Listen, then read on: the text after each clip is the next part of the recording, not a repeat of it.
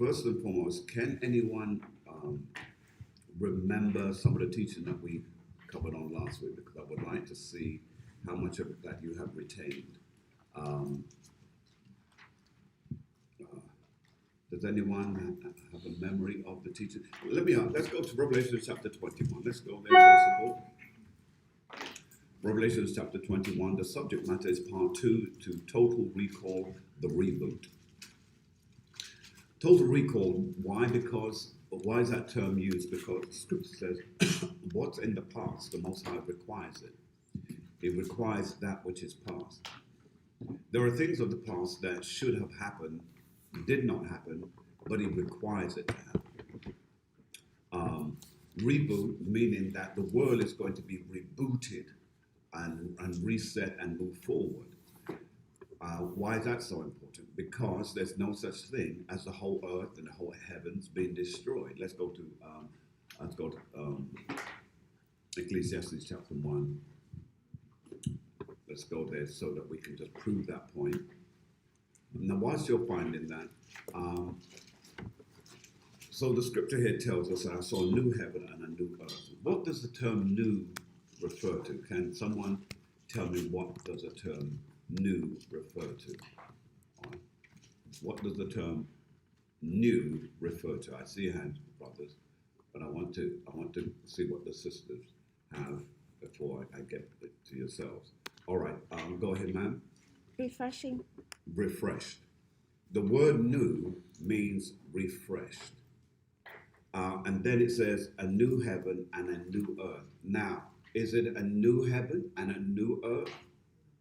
Or is it a refreshed heaven and a refreshed earth? Because it's about bringing things back into order because things fell out of order. Calm? All right.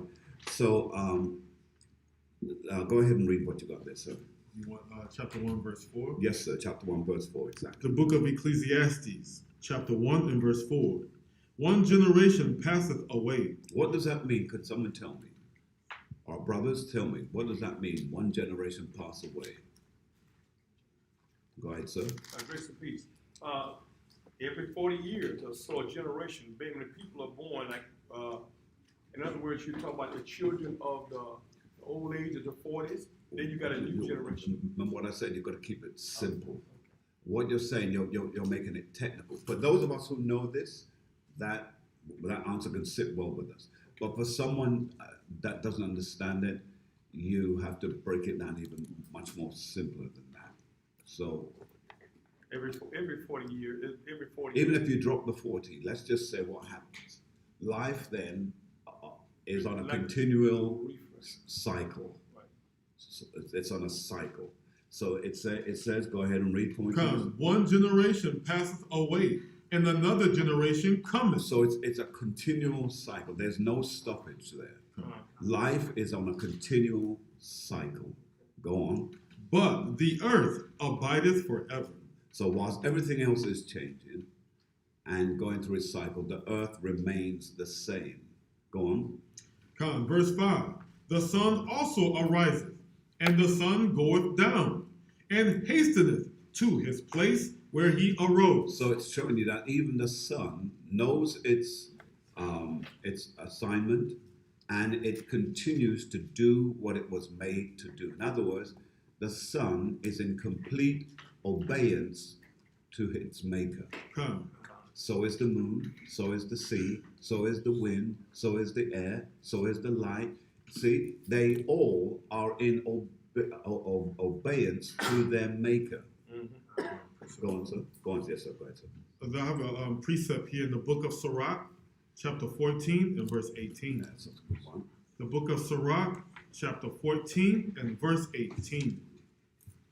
It reads, as of the green leaves on a thick tree, some fall and some grow. So is the generation of flesh and blood. One cometh to an end, and another is born. Go ahead, sir. Recently, Bishop, you say things that have to be done.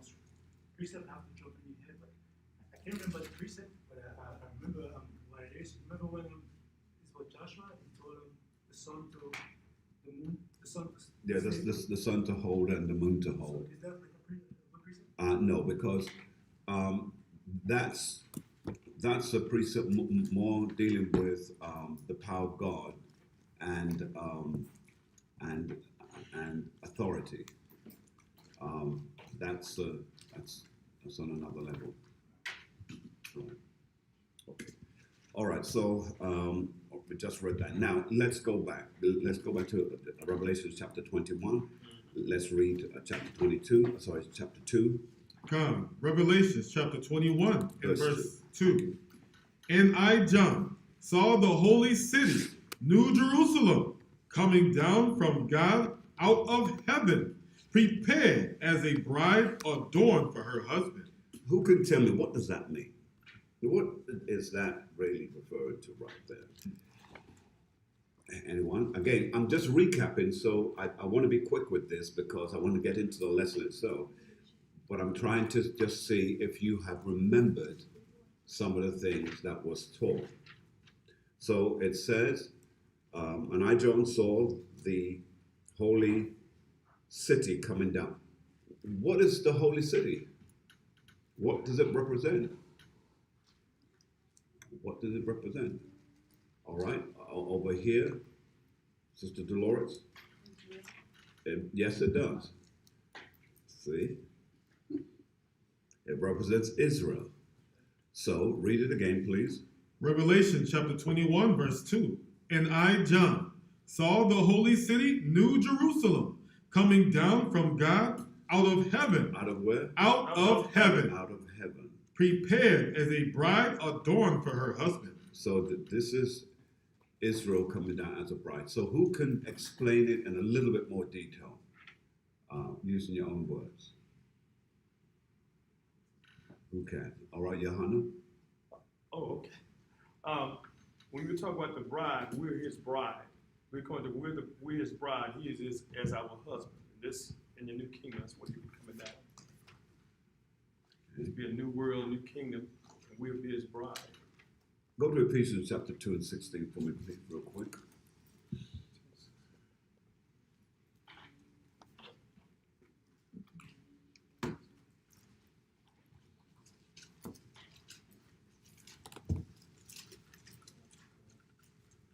The book of Ephesians, chapter 2 and verse 16. It reads, and that he might reconcile both unto God in one body. In what? In one body. Go on. By the cross. Go on. Having slain the enmity thereby. Go on. And came and preached peace to you which were afar off, and to them that were not. All right, so he's going to bring us together who were far off to become one body. So no more will we be separated. No more will we be northern, southern kingdom. No more will we be scattered. We're going to be one body. That one body is going to be the bride of Christ, which is seen to be like a city, because we will come down from the heavens, meaning that we will be in the chariots, and when the chariots are in the heavens, taking us to the wilderness, and we'll be coming down, that's how it will be seen, like a city. We are that city. All right. For time purposes, does anyone have any questions before I go straight ahead? Because I'm trying to make sure that I deal fairly with you in that regards. All right. So we covered a number of things. So I'm going to recap on some things. Revelations chapter 2, let's jump quickly now to verse 3 and 4. We're going to read that. Revelations 21, verse 3 and 4. I'm going to move very quickly through this for the next, say, 5-10 minutes. I'm going to move very quickly, but that's just to reiterate some of the scriptures to you, okay? Let's go. Revelations chapter 21 and verse 3. And I heard a great voice out of heaven saying, behold, the tabernacle of God is with men. Is what? Is with men. Go on. And he will dwell with them, and they shall be his people. They shall be his people. Go on. And God himself shall be with them, and be their God. And and be what? And be their God. Read on. And God shall wipe away all tears from their eyes. Go on. And there shall be no more death, neither sorrow. Now, let's understand that real quick. Again, I've covered this, but I'm just using this as my intro. The reasons why we have death happens because of what? Why do we have death? Yes, ma'am. Say again, say it loud. Sin. Because of sin. So death is because of sin. So if we as Israel now have no sin, then conversely what happens? No death. Now, will the other nations still have death? Yes. Why? Praise him, sir, because they don't have a covenant with him. We do, and they're going to have death because when the new kingdom comes, they're still going to be subject to everything else. Only Israel. They're going to be subject to sin. Yeah. So they're subject to sin. They're subject to death. All right. So let's go back now. Let's finish read verse 4, sir. Come, nor crying, neither shall there be any more pain, for the former things are passed away. All right. Jeremiah chapter 9 and 1, please. Let's get to work. Jeremiah chapter 9 and verse 1. The book of Jeremiah, chapter 9 and verse 1. Now, again, forgive me for going at breakneck speed through this, but I promise you I will slow it down. I just want to use this as the intro. Go ahead. Oh, that my head were waters, and mine eyes a fountain of tears. See, my eyes a fountain of tears. Go on. That I might weep day and night for the slain of the daughter of my people. So that's dealing with the slaying of the daughters of our people. Come. So that's why we weep, because of the disadvantage. Just before we came online, we were talking about our young man who was shot by some savages, because that's the only thing we can call them, modern day urban savages. And they shot him with a shotgun, and he was going for a run. Now, those things cause us to weep with tears. It causes us to be moved with compassion. So now when we go from there to 1 Corinthians chapter 15 and verse 53, let's go. Come. The book of 1 Corinthians, chapter 15, verse 53. It reads, for this corruptible must put on incorruption. So we're not going to have in the kingdom a corruptible body anymore. We're not going to have a body that's subject to pain. We're not going to have a body that's subject to cold. You won't feel cold.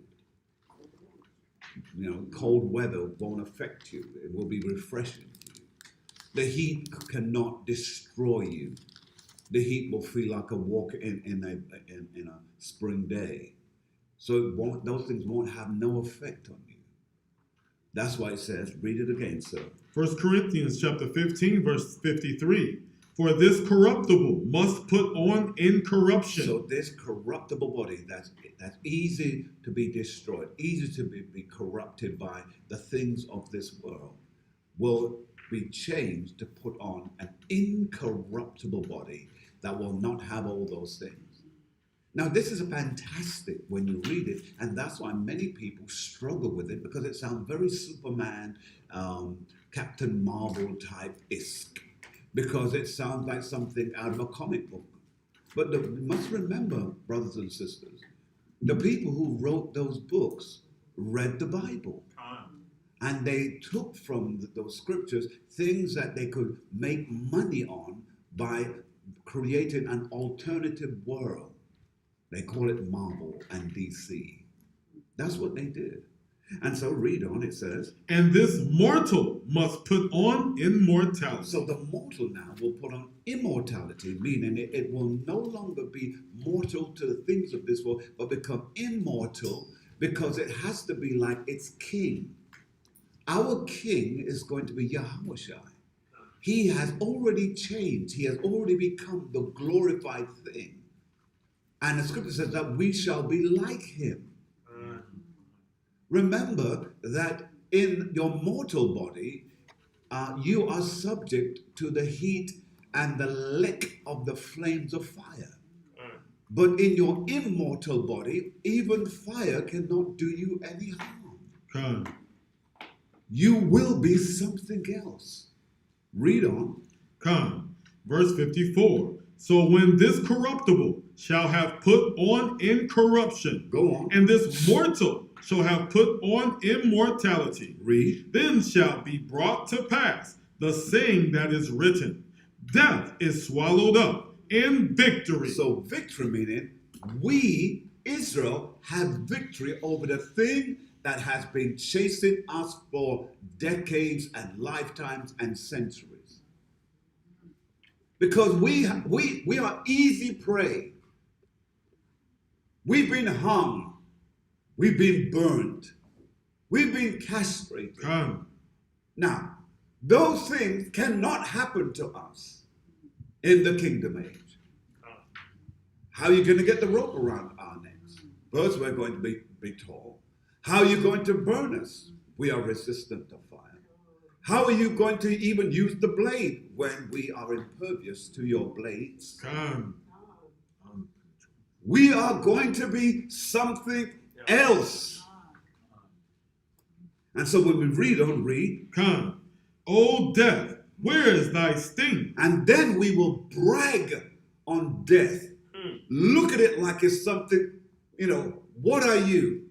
We will swipe death away like it is a fly. Come.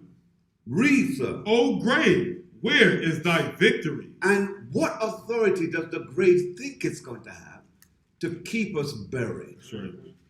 We've been buried for over 7,000 years, going all the way back to the Egyptians. Will no longer be buried no longer. Will no longer be entombed any longer. Read, sir. The sting of death is sin. The sting of death is sin. Hold that quickly. 1 John chapter 3 and 4. The book of 1 John, chapter 3 and verse 4. Whosoever committeth sin transgresseth also the law. See?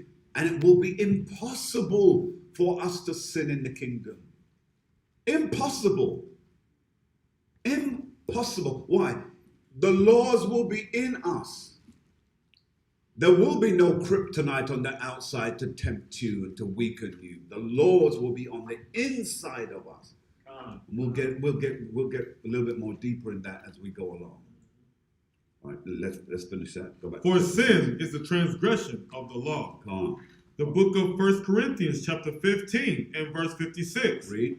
The sting of death is sin, and the strength of sin is the law. Now remember, when we pass through the wilderness, the laws will be on our inward parts. According to Hebrews chapter 8 and 8, Jeremiah chapter 31 and 31, those things are going to be in us. Go with me to Revelation chapter 20 and 40, 20 and 14. Slaki. I see your hand. If I could hold the questions for now, because I'm trying to. The book of I will Revelation. come back to you. Come. Go ahead. The book of Revelation, chapter 20 and verse 14.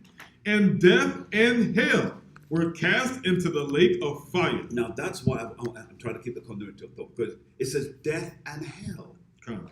Remember, hell is captivity.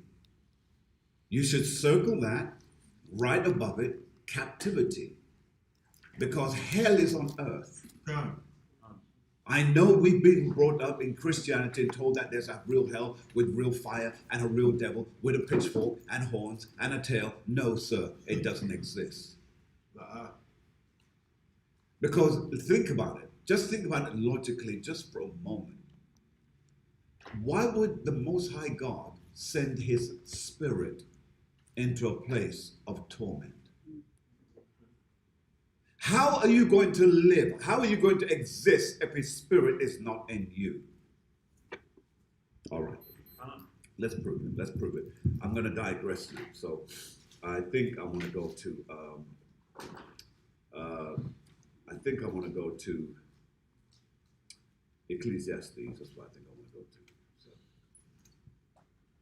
So, I was thinking about Ecclesiastes. I think about Proverbs. Is it Proverbs or Ecclesiastes? I think it's. I think. I think it's Proverbs. Is it? Just give me a minute. Just give me a quick minute. Bear with me. Bear with me. On meltdown today. Right, so here we go. Yes. Let's go. Yes, let's go to Ecclesiastes chapter 7. Just go there real quick for me, if you don't mind. And when you're there, read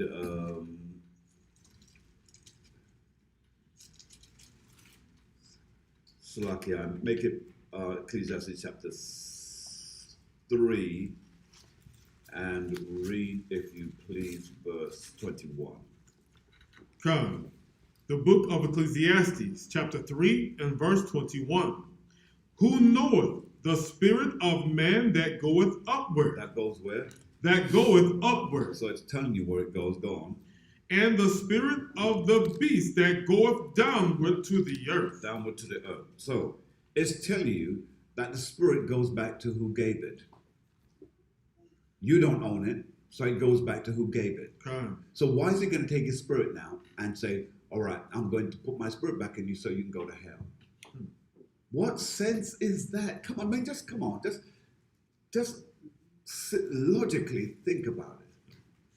Because the scripture says, in him we what? We move and we what? And we have our being. If he takes himself from us, we cease to exist. Come. So to exist, he would have to put some of himself back into us for us to live. And why would he put that in him, from him, back into us to put us in a place to be burned for millions and trillions of years? There is no sense in that, please. God will not defile himself. Go ahead, sir. Rest in peace, sir. Is it that people have been confusing that place with the rubbish heap that they use to burn stuff? Yes. Yes. That's taken from Dante's Inferno. That's what I think for. But bear in mind that there was a place where we burned in Israel where fire was burning day and night. It was the refuge place where all dead bodies went to be burned, where rubbish went to be burned, but you could see fire there all day and all night, and that's where the example came from. So that's been stuck in our minds and pushed on for generations, and we think that's the case. That's not the case there. Khan? All right. Go ahead, sir. The book of Ecclesiastes, chapter 12 and verse 7, it reads, Then shall the dust return to the earth as it was, and the spirit shall return unto God who gave it. Who gave it, yes. So the Most High gave it, and if he gave it, he has right to take it back. Come? All right. So let's quickly go back, if you please. Run with me now to 2nd Ezra chapter 4 and 30. 2nd Ezra chapter 4 and 30. 2nd Ezra chapter 4 and verse 30. Yes, sir. It's the book of 2nd Ezra, chapter 4 and verse 30. For the grain of evil seed hath been sown in the heart of Adam from the beginning. So Adam was programmed from the beginning to fail. Christianity does not teach that. No. Adam was programmed to sin. Now, the reason why you have to know that and teach that and exemplify it through your within the realms of your understanding is because if you don't, you won't have a correct bearing on why it had to happen that way. Adam was programmed to sin. This man who was made in the image of God, who was the Son of God, he was programmed to sin. And if you're programmed to do something, you can't do nothing about it to stop it. It's going to happen. Read, sir. Come. It reads, and how much ungodliness Go on. have it brought up unto this time. So it's brought much ungodliness throughout the world, but also primarily his people. Go on. And how much shall it yet bring forth until the time of threshing comes? See? So it's even making it clear. It has a expiration date. Come. And the expiration date is the time of refreshing. And refreshing is when he's going to refresh the earth, the heavens. You see it now? And when he does that, everything is going to change. Come? So that means that whatever man stood for, whatever man was doing, that's where he was. Now quickly, stay in the same book. Go to chapter 7 and verse 43. Chapter 7, 43. The book of Ecclesiastes. Second Ezra. Kind of Salakia. Have my hand sitting on the precept. Chapter 4, so we're on chapter 7 and verse 3. The book of 2nd Ezra, chapter 7 and verse 3. And I said, speak. Chapter 43. Salakia. Chapter 7 and verse 43. But the day of doom shall be the end of this time. See? So the day of doom shall be the what? Shalaki, be the end of this time. All right, now hold that. Jump back, if you please, to chapter 6, read verse 8 and 9. Sirach, Salaki, 2nd Ezra chapter 6 and verse 8. And he said unto me, from Abraham unto Isaac, when Jacob and Esau were born of him, Jacob's hand held first the heel of Esau. For Esau is the end of the world, and Jacob is the beginning of it that followeth. See that? So now when we go back now to chapter 7 and read verse 43, now it will make context. And that is your precept to what we just read, by the way. Read. 2nd Ezra chapter 7 verse 43. But the day of doom shall be the end of this time. Read. And the beginning of the immortality for to come. So it's clear that there's an immortal age for Israel coming. You're going to be immortal, and there is nothing the world can do about it. Now, what they're doing right now, they're trying to demonize you, destroy you, set you up, make the media make you look like trash. That's what it's doing. Because remember, after all is said and done, the world still knows you are really the Israel. They've always known it. The only people who didn't know was us. That's right. That's right. We're the ones that were sitting in the dark, sitting in ignorance. Yeah. But they know who you were because they still have a Library of Congress. That's right. Every president that goes into office is brought up to scratch on all of the current affairs and past affairs of America. So he's better equipped to lead the country. That's why Obama, that demon, believe me, like the rest of you, I was hip hurrahing for him too. Yes. I remember when myself and some of the sisters here, when we were just as a few of us, we were getting all happy about it, remember? But it's turned out to be something not for his people. The possibilities are that we might not even be his people. But they might just be Ham. So, read on, sir. Come, latter clause of verse 43, wherein corruption is past. Intemperance is that at an end. Infidelity is cut off. Righteousness is grown, and truth is sprung up. It's sprung up. So the age is going to change for Israel, that we will become the blossom. We're going to be the rose that is going to bloom in the desert place. Come. That makes sense to you so far? Yes, sir. All right. So let's go to Philippians chapter 3 and verse 20. Philippians chapter 3 and verse 20. Again, I did beg your pardon that I would be moving a bit quickly. I will slow down, just bear with me, but I need to get this part out of the way if you don't mind. So Philippians chapter 3 and 20. Come, the book of Philippians, chapter 3 and verse 20. For our conversation is in heaven. Is in where? Is in heaven. Go on. From whence also we look for the Savior, the Lord Yahushua HaMashiach. So our conversation is where? In heaven. In heaven. Now, who can tell me? I used a particular term for the word conversation last week. Yes. Citizenship. Well done. Oh, well done. Woo. What? All praises. Citizenship. Your conversation, the word conversation, it is tantamount to that of citizenship. So when you hear the term conversation used in the scriptures, it's really speaking only about the citizenship of a particular people. So it can't be everybody. That's a cut right there. It can't be for everybody. So there, read it again, sir. Come, Philippians chapter 3 and verse 20. For our conversation For our citizenship is in heaven. See how it makes sense now. Huh? All right. Responde s'il play. Yes, Read. sir, From whence also we look for the Savior, the Lord Yahushua HaMashiach, Read.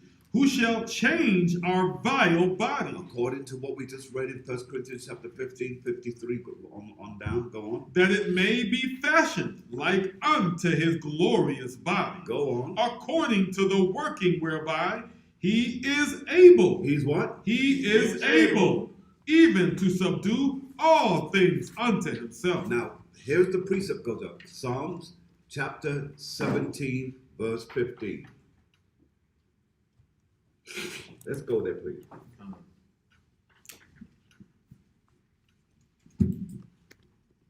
This shows you that David saw the future. He saw the future. Read 17 and 15. Come.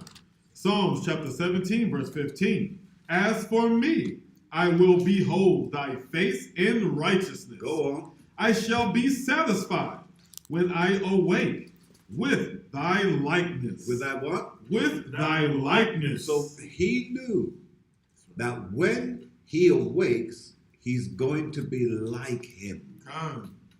Read it one more time, sir, because I need that to kind of penetrate the thoughts. Psalm chapter 17, verse 15. As for me, I will behold thy face in righteousness. Go on. I shall be satisfied when I awake with thy likeness. With thy likeness. We're going to look like him. That's right. We're going to have the physical prowess that he has, like him. He walked on water like him.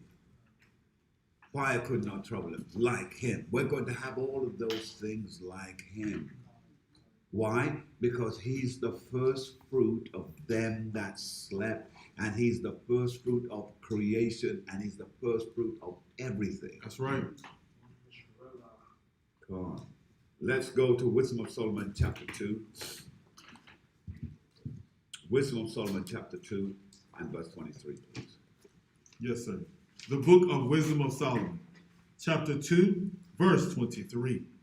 It reads, For God created man to be immortal. He did what? For God created man to be immortal. Now, notice, you have to be careful with this, because those who are unschooled will say all men are created to be like this, and it's not all men. Read it again. For God created man to be immortal. Go on. And made him to be an image of his own eternity. And so it's only those who are made in the image of God, and only those who are made in the image of God is Israel. That's right. Let's go to Sirach chapter 37, 25 real quick. The book of Sirach, chapter 37, verse 25. Go on. The days of the life of man may be numbered, But the days of Israel are innumerable. There you are, right there. Okay, now that I've caught you up to speed, I can begin to slow down a little bit. Come Con. now I'll take some questions now. You had a question early on, sir? Earlier on, you were saying that, Yahweh Shai, even despite he didn't want to go to the death, but he had us to go to that process because it's showing that he had us to die and get that new body. So it's the same thing with us. We definitely have to go through that process. So you're making a statement, not also the question. But I was just kind of. I get what you're saying. I'm only pulling your leg, but yeah. You see, what he went through, we also have to go through. That's right. You see, he suffered death. We have to suffer death. He hung on a tree. Guess what? Our people have been hung on a tree. You see, so he was beaten and beaten so badly he was hardly recognizable. Our people have been beaten to the point where they're hardly recognizable. So we have gone through similar traits that he has gone through because we are his people.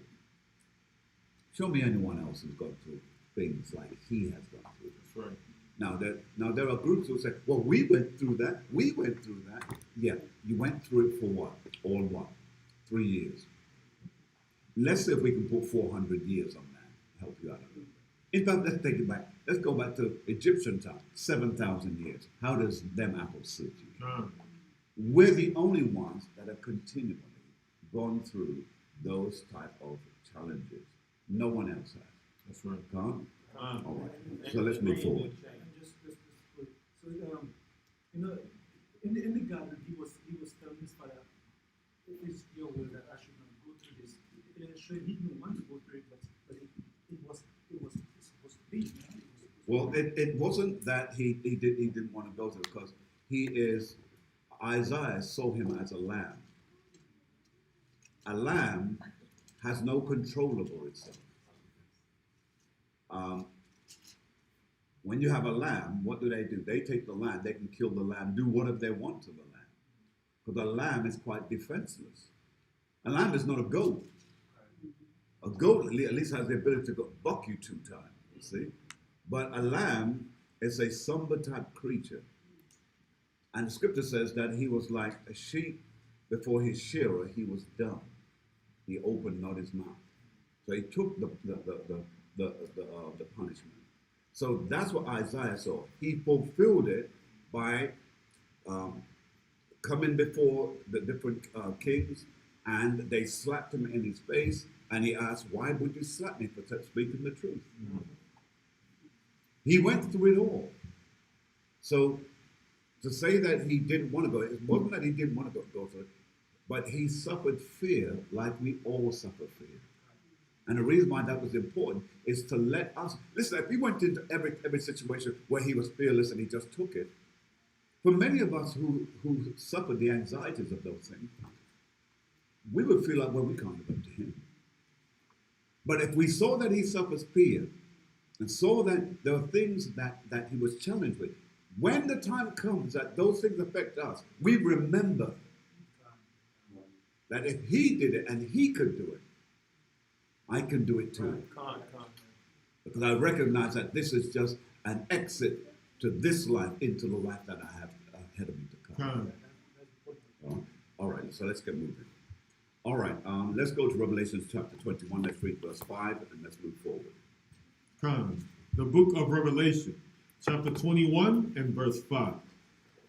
It reads, "And he that sat upon the throne said," Said what? Said, "Behold, I make all things new." I do what? I make all things new. I refresh everything. Go on. "And he said unto me, Write, for these words are true." They're what? Are true and faithful. And faithful. All right, hold that. Wisdom of Solomon, chapter 50. Hold on. Bear with me just one moment. Chapter 7, 24. Come, the book of Wisdom of Solomon, chapter 7 and verse 24. It reads, "For wisdom is more moving than any motion. Go on. She passeth and goeth through all things by reason of her pureness." Chapter 27. Verse 27. "And being but one, she can do all things, and remaining in herself, she maketh all things new, and in all ages entering into holy souls, she maketh them friends of God and prophets." See that? She maketh all things new. Now let's go back and read Revelation chapter 21, verse 5. Let's read it again. Revelation chapter. Keep in memory, or keep in mind the familiar texts and words. Let's go. Keep Revelation chapter 21, verse 5. "And he that sat upon the throne said, Behold, I make all things new. And he said unto me, Write, for these words are true and faithful. See that? Go on. And he said unto me, It is done. I am Alpha and Omega." I'm the one that started, and I'm the one that has the power to end. Go on. "The beginning and the end." Now, the reason why we know when it says I am Alpha and Omega is because, or should I say, the reason why we know this is Yahweh is speaking of, is because the Father had no beginning. That's right. He can't give it. He can't say, I'm Alpha. He can't say it. I hear people say, this is God. No. God can't say he's an Alpha because he has no beginning. What words does he use to describe when he always has been who he is and there's been nothing but him? What I find so wonderful about this, however, on a sidebar, I feel so good that it's a God that I bear the resemblance and reflection of. It makes me feel real good because I remember when I was a child, I used to look at the Sistine Chapel and see that white man up there with the white beard, and they said that's God. I had a difficult time because he looked nothing like me.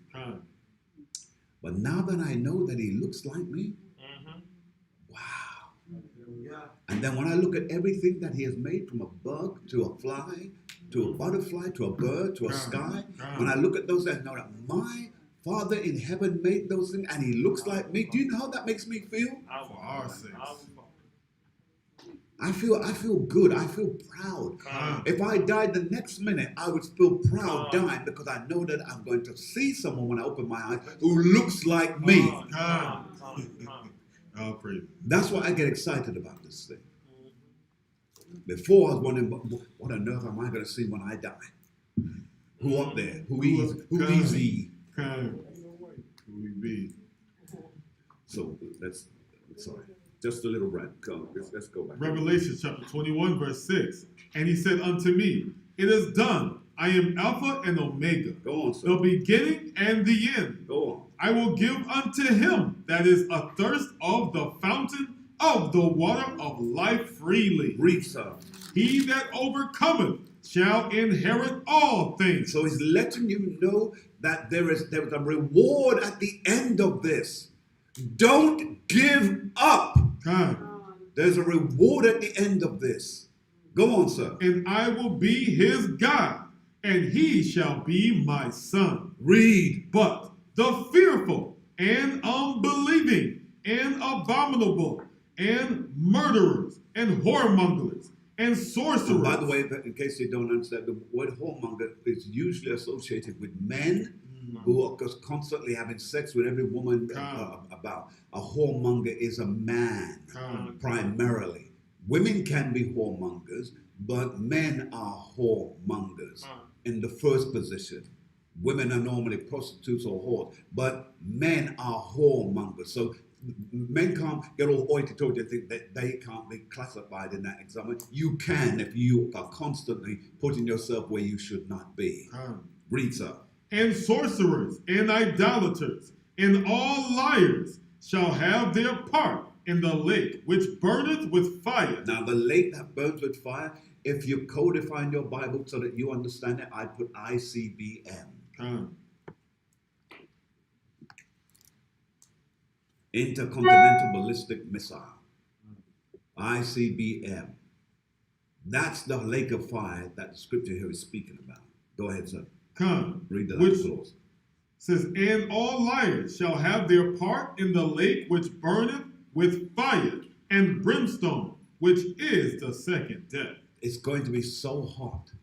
That's why the Most High God gave those devils the plan, the instrumentation, the wherewithal, the smith, to know these things so that they could make it. And he wants them to make it the very best. Come. Because he's going to use their weapons to come back and blow their minds out. Come? All right. Now let's put some precepts to those verses that we just read. Come? Let's go to 2 Corinthians chapter 11 and verse 2. 2 Corinthians chapter 11 and verse 2. Now, I've slowed it down just a little bit. If I'm going a bit too fast, you have no problem. Just put your hands up, brothers and sisters, and say, slow it down a bit. Preacher, I got you. Go ahead. 2 Corinthians chapter 11 and verse 2. It reads, for I am jealous over you with godly jealousy. Go on. For I have espoused you to one husband. To what? To one husband. To one husband. Our one husband is our king. He's going to be the one. Now remember, I think I mentioned it last week, that a king always has a queen. And therefore, the whole tribe of Israel, all of us will be those who will sit next to him like a queen, in a symbolic position. Now, why is that so important to understand? Because it means that we will rule with him.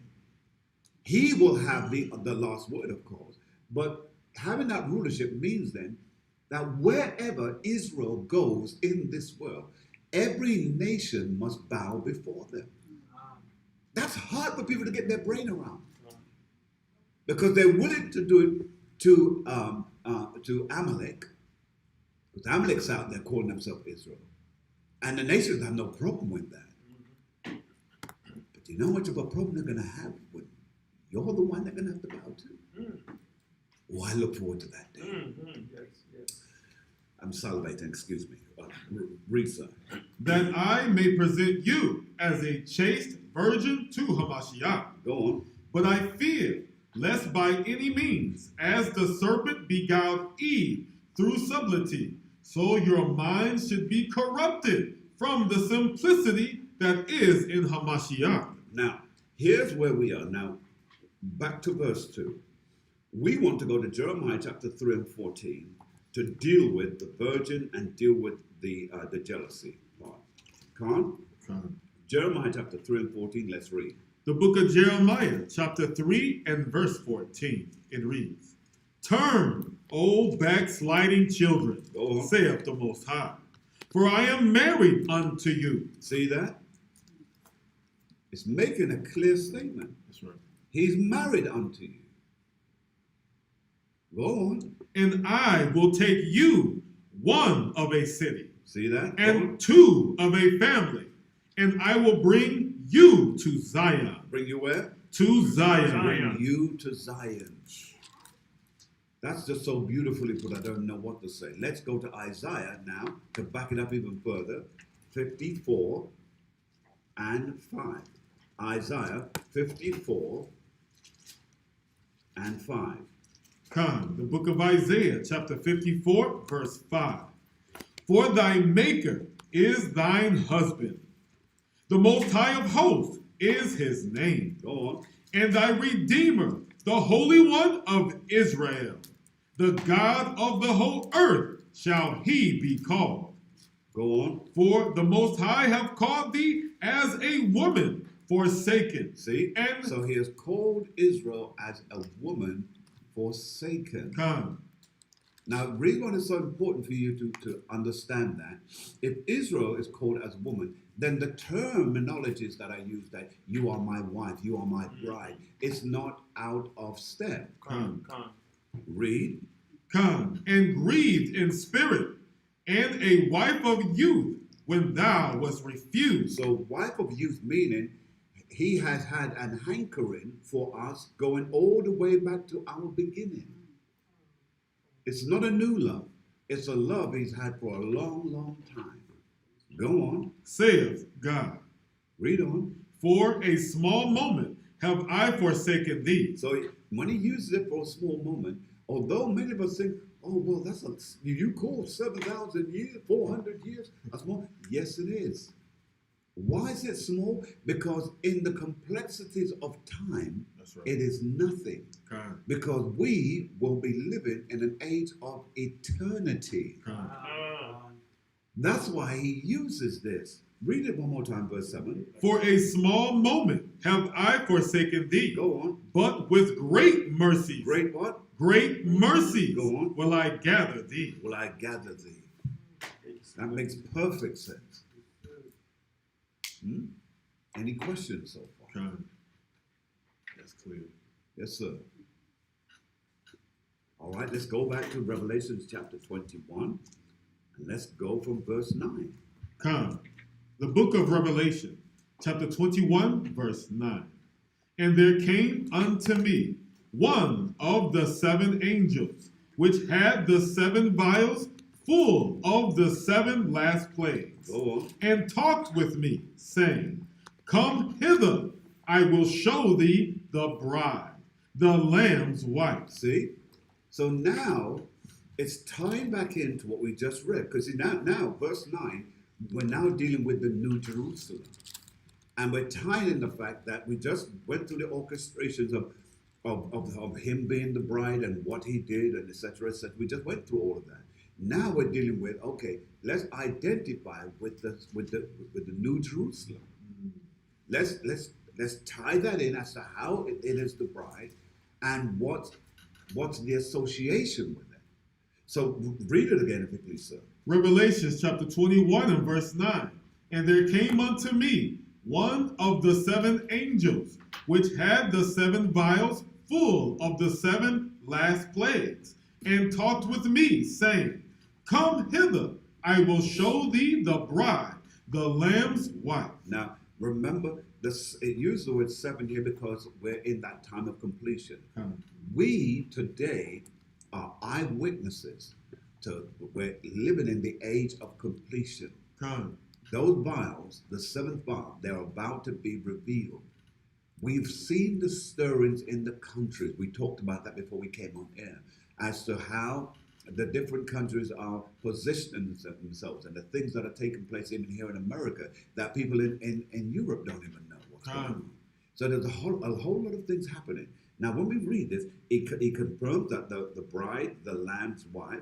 Now, in verse 10, watch what it says. And he what? And he carried me away in the spirit to a great and high mountain, Go on. and showed me that great city, the holy Jerusalem, descending out of heaven from God. Go on. Come. Having the glory of God. Having power, meaning they've been changed so they're like Yahweh Shai. Go on. And her light was like unto a stone most precious, Go on. even like a jasper stone, clear as crystal. Now we're going to get into the clear as crystal, what that all means in just a moment. But the key that you want to keep in your mind, it says a great city. We are going to be the greatest city on the earth. Come. The city of our God is going to be so immense. No nation will ever go into our city. They will bring all of their wherewithals to the gate. Our city will be only for the eyes of our people, our children. That's why one writer said that he saw children playing in the streets of Jerusalem. These are eternal children Come. who are born to live forever. It's wonderful. Now let's put together the precepts for verse 9, 10, and 11. Shall we please? All right. Let's go, if you please, to Revelation chapter 22, and let's read verse 5 just to kick that off. Revelations chapter 22 and verse 5. And there shall be no light, Slaki. There shall be no night there. and they need no candle. Now, that is not literal, that is symbolic. Come. Important that you get that. That is not literal, that is symbolic. Now, the reason why we can't, I came up in a church and said, there's not going to be no lights there, and only, and so on and on. I couldn't understand that. Now, let me explain to you why I didn't understand it back in my youth. Because the sun, he made forever. That's right. The moon, he made forever. Those things control day and night. Come. So if they're taken away, how do we control day and night? Come. So it never made no sense to me back then. You see? So now, when we read it again, one more time if we can. And there shall be no night there, and they need no candle. Right. Now, remember, that's symbolic. Night reflects darkness. The symbolism of that is that there's going to be no more ignorance. No more ignorance. No more areas of our minds that we don't understand or don't know. We are going to understand things as clear as jasper. That's what it's letting us know there, can't? But let's back it up with some scripture, shall we? Let's see if we can get this thing going. Let's go, if you please, to go to Jeremiah 31, please. Jeremiah 31, and let's read from verse 35. Come. The book of Jeremiah, chapter 31, verse 35. It reads, Thus saith the Most High, which giveth the sun for a light. See that? Read it one more time, so in case people thought you were. Jeremiah chapter 31, verse 35. Go on. Thus saith the Most High, which giveth the sun for a light So by the day. sun is for a light by when? By day. By day. Go on. And the ordinances of the moon and of the stars for a light by night. By night. So if we didn't have any of those things, what could we see during the nighttime? We'd be blind as a fact. But read. Come, which divideth the sea when the waves thereof roar. Because if those things were removed, then there's no control over the sea, because the moon controls the sea. That's right. The sea cannot come in any further because of the ordinance of the moon. The moon controls the sea. I know for some it may be difficult to conceive that notion, but it happens to be a fact, a scientific fact. Read, sir. The Most High of Hosts is his name. Go on. If those ordinances depart from before me, Read. saith the Most High, then the seed of Israel also shall cease from being a nation before me forever. So the sun and the moon, they are forever. Come. Is that clear to everyone? Just say Amen, come, or whatever. Just give me some indication that there's light out there, okay? All right, thank you so much. Now, let's go to Ecclesiastes. Let's go to Ecclesiastes, chapter 1 and verse 5. The book of Ecclesiastes, chapter 1 and verse 5, it reads, The sun also ariseth, and the sun goeth down, Go on. and hasteneth to his place where he arose. And he does what? And hasteneth to his place where he arose. Go on. The wind goeth toward the south, Go on, where?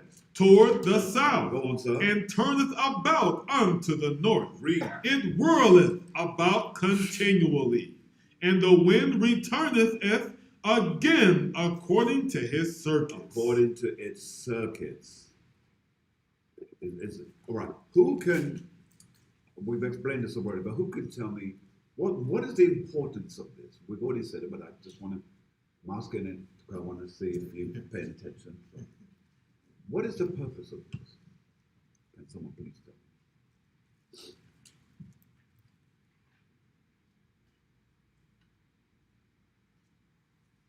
What is the purpose of what, Bishop?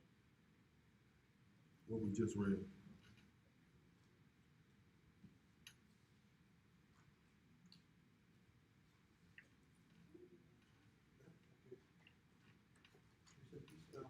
In order for this thing to operate, the sun have to be obedient to what the Father Father has commanded to do, so they have to do what it's supposed to do. So the season, everything will be in order. Well, yeah. So yes, that there must be order. But before I answer, anyone else? Anyone else? Anyone else? Yes, ma'am. The moon controls the seas. Say that again. The moon controls the seas. Khan. No, that's enough. He said order. You said that's good. I just want to make sure everybody's on the same. Just give me a couple more, please. Couple more. Couple more. Johanna, give me something. And what is it saying? That he controls everything. He controls everything. The rivers, the sea, everything is controlled by him. He makes everything, and everything is set. Because without him, All right. I'll circle with the word set. All right, one more.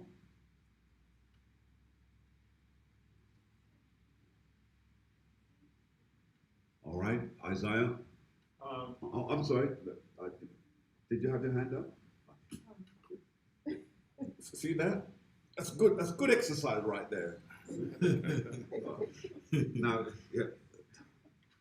You do what Elizabeth just did. Elizabeth did that. It's only because I know why I kind of caught on that. But anyway, go ahead. Go ahead. Maybe forget that. Everything has a circuit to be completed, has to be completed. Come on. So everything has a cycle. Everything is in order, and everything is set for its ordinance. Now let's put it together. Read it again for me, please, if you please, Captain. Khan, you want verse Verse 6, verse 5? Ecclesiastes chapter 1 and verse 5. The sun also ariseth, and the sun goeth down, and hasteneth to his place where he arose. So everything that has been given its order from the beginning has never failed, but it continues to give out its cycle, its ordinance, its what it has been set to do. That's why I like words like set. Khan. The word set simply means it cannot move. If concrete is set and you're in it, you're done. You're not going anywhere. Khan. So if we understand that, when the moon is set and the sun is set, we know it's set. It can't go anywhere. It's going to do what has been set out to do. Can't? Now, with that in mind, read on, Captain. Khan, verse 6. The wind goeth toward the south, Go on. and turneth about unto the north. It whirleth about continually, and the wind returneth again according to his circuits. According to its service. Now, so everything follows its pattern. So then, it can't be about no night, Khan. no sun. It can't be. What it's about is this, that the darkness is, as I mentioned earlier, is ignorance.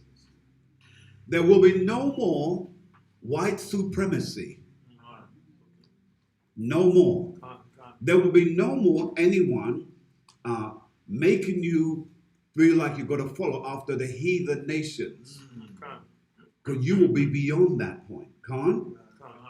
You will be in a state of light, clarity, like the jasper is clear. That's how clear thinking you will be as a nation. Everything will be succinct with your thinking. You will look at a thing and know what that thing needs to be done to put together. That's why in the kingdom, there will be no more Cadillacs, Rolls Royce, Bentleys, Jaguars. They'll be destroyed. Because the makers, their name is on that. Do you think Yahweh Shai is going to sit on his throne and see a manufacturing company having Jaguar, Porsche, and all those nonsense on it? Makes sense, yeah. And you're going to have the Chrysler building. Those things are going to turn to rubble. They won't exist. Khan. Whatever ride's going to be in the kingdom is going to be a ride that the Most High will allow you to make.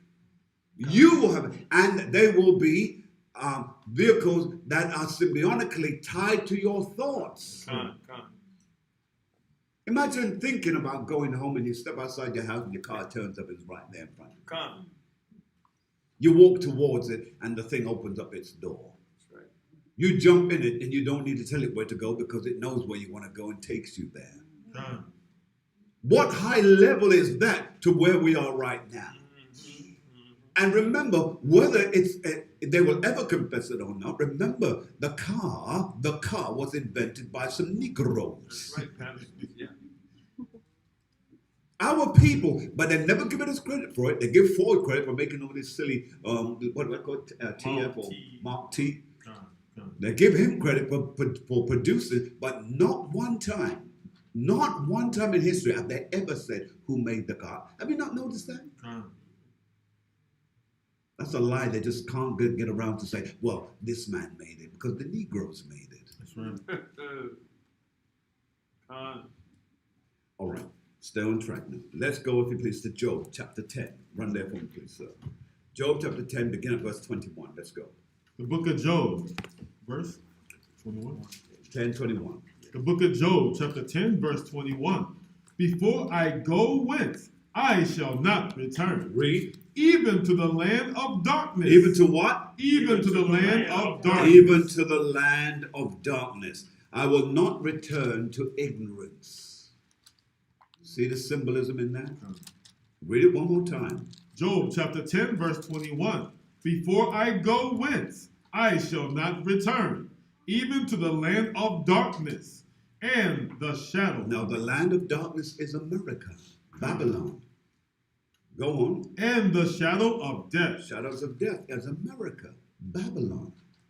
That's why David said, yea, though I walk through the valley of the shadow of death, I will fear no evil. America is that place because us, we die easily. We leave home.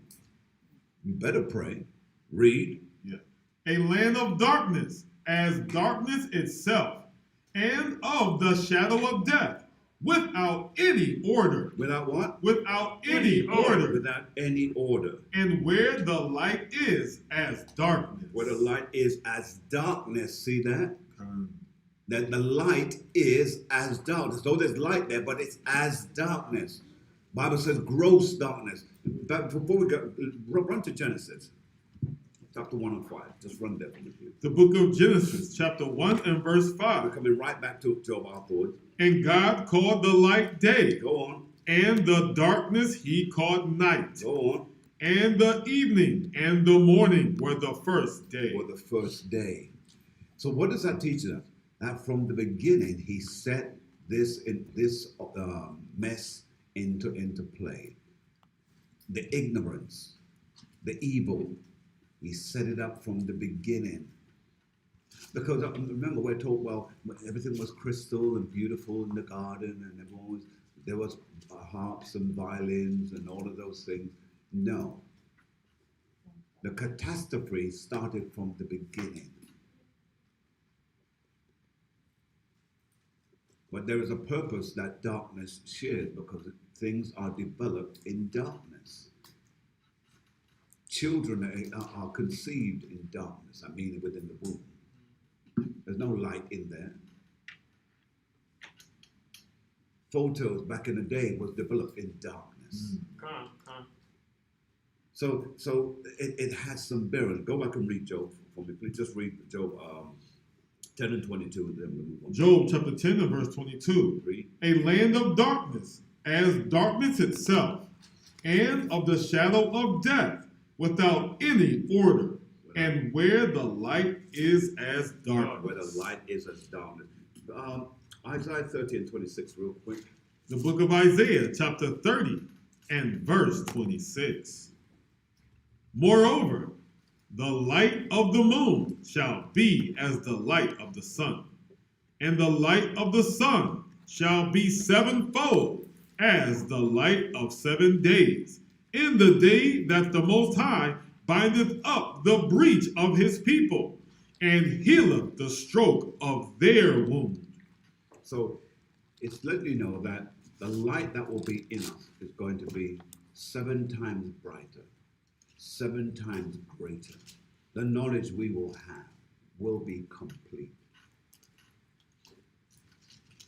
What we will know, what we have the ability to do, will be greater than we've ever thought possible. Proverbs chapter 6 and 23. Proverbs chapter 6 and 23. The book of Proverbs, chapter 6 and verse 23, it reads, "For the commandment is a lamp." It is what? For the commandment is a lamp, Go on. and the law is light, and reproofs of instruction are the way of life. See that? That makes it very, very clear. Come on. All right.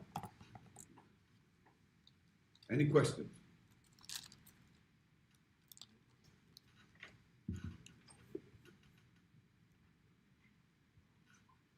Any questions? Any questions? Right from there, let's go. Let's run to Psalms. Psalms 119, 105. The book of Psalms, chapter 119, verse 105. Thy word is a lamp unto my feet. See, that's why we study this word. Because as we study this word, it gives us direction. Read. And a light unto my path. It does not cause us to go down paths that will bring us into danger. In other words, this word will save our life. Finish it. Come, that was it. Verse 106. I have sworn, and I will perform it, that I will keep thy righteous judgments. Keep thy righteous judgments. Word gives us light, and light is based on us studying. If you don't study this book, you can't get light. That's why if you don't study, you remain ignorant. Ignorant is darkness. Go ahead, sir. I have another precept for darkness. The book of Micah, chapter 3 and verse 6. The book of Micah, chapter 3 and verse 6. It reads, Therefore, night shall be unto you, that ye shall not have a vision, and it shall be dark unto you, that ye shall not divine. And the sun shall go down over the prophets, and the day shall be dark over them. Come on. Come on. Let's jump right from there to Isaiah chapter 24 and 23. Isaiah chapter 24 and 23. The book of Isaiah, chapter 24 and verse 23. Listen carefully now. Then the moon shall be confounded. Now the moon shall be confounded. We're going to follow that carefully. Read. And the sun ashamed. Now the sun ashamed. Now, when you read that, again, if you don't understand the connection there, you're going to say, well, how come? How can this be? When I read in Revelation about the moon, it means something else. Here, this is dealing with Esau. So when it says, then the moon shall be confounded, right there is telling us about Esau's wisdom and his understanding. You see that? All right, read it again, sir. Isaiah chapter 24, verse 23. Then the moon shall be confounded, and the sun ashamed. And the sun what? Ashamed. The sun ashamed. So the confounding that we're reading there is dealing with the punishment. But go on, let's read. Come, when the Most High of hosts shall reign in Mount Zion. Shall do what? Shall reign in Mount Zion. Go on. And in Jerusalem, and before his ancients gloriously. Gloriously. All right, before we go anywhere else, let's quickly go to Isaiah chapter 13 and 9. Let's do that real quick. The book of Isaiah, chapter 13 and verse 9. It reads, Behold, the day of the Most High cometh, cruel, both with wrath and fierce anger, Read. to lay the land desolate, and he shall destroy the sinners thereof out of it. He shall do what? He shall destroy the sinners thereof out of it. Read. For the stars of heaven and the constellations thereof shall not give their light. Read. The sun shall be darkened in his going forth, and the moon shall not cause her light to shine. Come on. Right. All right. So now let's go back, please. Let's go back, if you please. Go back to Revelations chapter 21. Let's read verse 11. Revelations chapter 21, verse 11. It reads, having the glory of God, and her light was like unto a stone, most precious. Read that again. Having the glory of God, and her light was like unto a stone, most precious, even like a jasper stone, Even like a jasper stone. clear as crystal. So that's letting you know that the light of Yahushua, his wisdom, is infinite. Let's quickly tie that in and go to Revelation chapter 4 and 2. The book of Revelation, chapter 4 and verse 2. Go on. And immediately I was in the Spirit, and behold, a throne was set in heaven, Go on. and one sat on the throne. Uh-huh. And he that was, Salaki, and he that sat was to look upon like a jasper and a sardine stone. Go on. And there was a rainbow round about the throne, in sight like unto an emerald. All right. So you can see the time. Now, I'm trying not to explain what is self-explanatory, so that I can move on. If I have to explain it, then it eats into the time just a little bit there. You see that? That's your precept there. Go back and read Revelation 21:11 again. God. Revelations chapter 21, verse 11. Having the glory of God, and her light was like unto a stone most precious, even like a jasper stone, clear as crystal. Right, we can precept that again. Watch this with Revelation chapter 22 and verse 1. Revelation chapter 22 and verse 1. And he showed me a pure river of water of life, clear as crystal, proceeding out of the throne of God and of the Lamb. Of the Lamb. Come on. All right, Isaiah, give me your thoughts. Talk to me.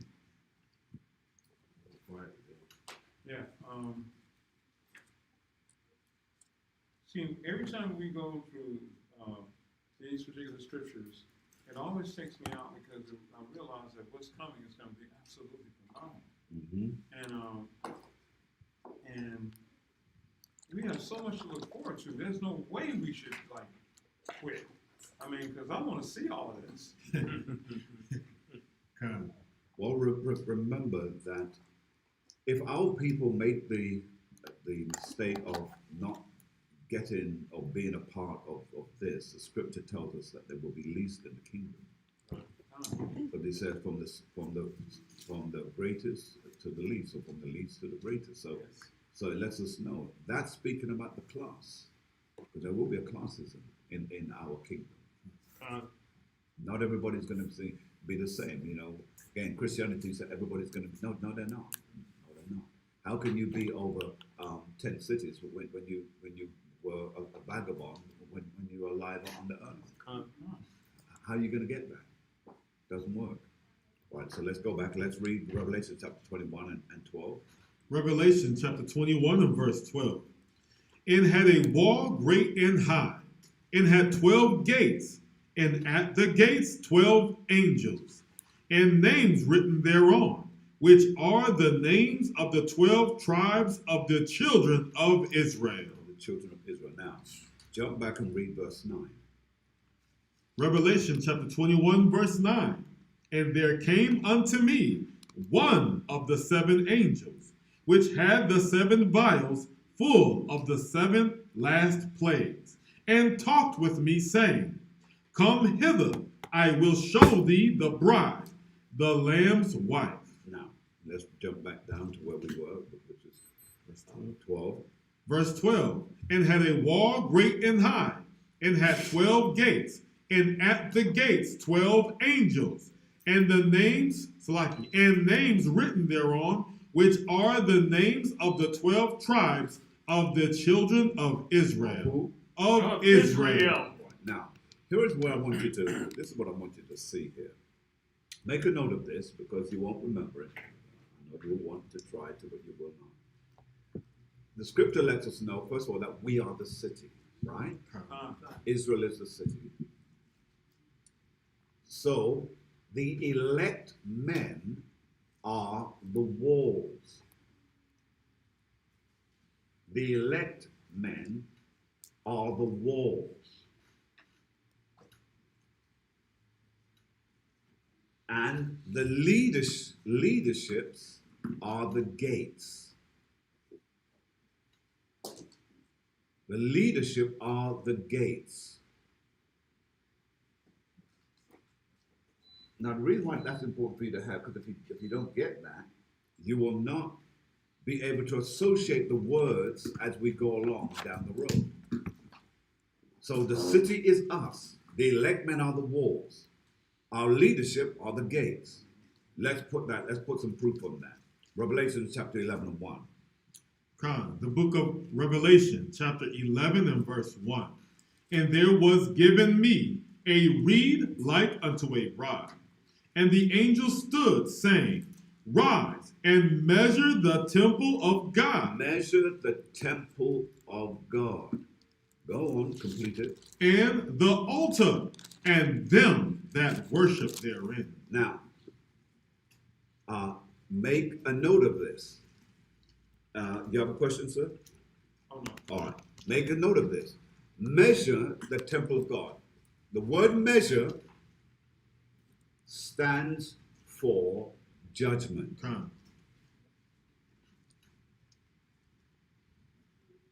The word measure stands for judgment. So read it again, sir, and now listen to the context. Revelations chapter 11 and verse 1. And there was given me a reed like unto a rod, and the angel stood, saying, Rise and measure the temple of God, and the altar, and them that worship therein. See, the altar and that. So they had to be judged. The temple, the altar, the gates, the pillars, the stones. All right. These are all dealing with offices, positions. Songs of Solomon, chapter 8 and 8. Songs of Solomon, let's quickly go there. 8 and 8. 8 and 8. The book of Song of Solomon, chapter 8 and verse 8. We have a little sister, and she have no breast. Now, let's deal with that slowly, shall we? Because I want to see if anyone understands that. Read it again. Song of Solomon, chapter 8 and verse 8. It reads, We have a little sister, and she have no breast. Has no what? No breast. Now, that, who can tell me what that really means? Or what it's referring to?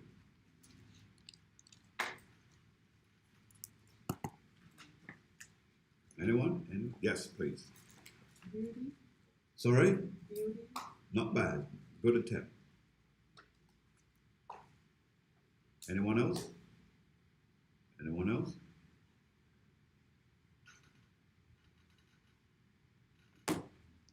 Anyone else? Okay. All right, read it again. Khan. We have a little sister, and she have no breast. What shall we do for our sister in the day when she shall be spoken for? So it means that she has a Gentile state of mind. Make a note of that. She has a Gentile state of mind. A Gentile state of mind.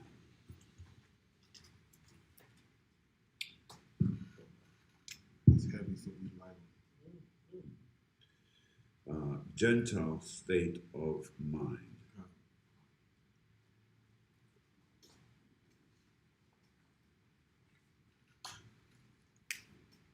Gentile state of mind. Got that? All right. So before we go any further, quickly go to Jeremiah for me. Hold it. Let me see. Read it one more time. One more time, please. Song of Solomon, chapter 8, verse 8. We have a little sister, and she have no breast. What shall we do for our sister in the day when she shall be spoken for? Read on. If she be a wall. If she be a what? If she be a wall. So you see the significance where it's saying that if she be a wall, letting you know that the word wall is not primarily just a wall. In all cases, it's symbolism speaking about a position. Go on. We will build upon her a palace of silver. Go on. And if she be a door, we will enclose her with boards of silver. Go on. I am a wall, and my breast like towers. Then was I in his eyes as one that found favor. One that found favor. So you're seeing that the symbolisms of walls, doors, and pillars, they have more meaning in terms of leadership as opposed to just what you have become acquainted with them to be. Does that make sense to you so far? Yes. And the little sister, is that Israel? The little sister, you speak about Israel, but with a Gentile mentality. Yeah. All right. Any other questions? Quickly go to Jeremiah chapter 1 and 18. The book of Jeremiah, chapter 1 and verse 18. It reads, For behold, I have made thee this day a defenced city. Now what? A defenced city. Now let's see if we can make sense of that. Go on. And an iron pillar. And an iron what? And an iron pillar. And brazen walls against the whole land. This is speaking about the men now. The men have become like a city. All right, read on. Against the kings of Judah, and against the princes thereof, against the priests thereof, and against the people of the land. Read on. And they shall fight against thee, Go on. but they shall not prevail against thee. Go on. For I am with thee, For I am with thee, saith the Most High, to deliver thee. To do what? To deliver thee. To deliver us. So we're seeing that the positions that we hold, we are a defense city. We are strong. That's why the walls of the city are us. Come on. I hope it's making sense. That's why, again, pausing every now and then to give you a minute. All right. Any questions from anyone? Any questions? Now, the reason why we read this is to equip us now.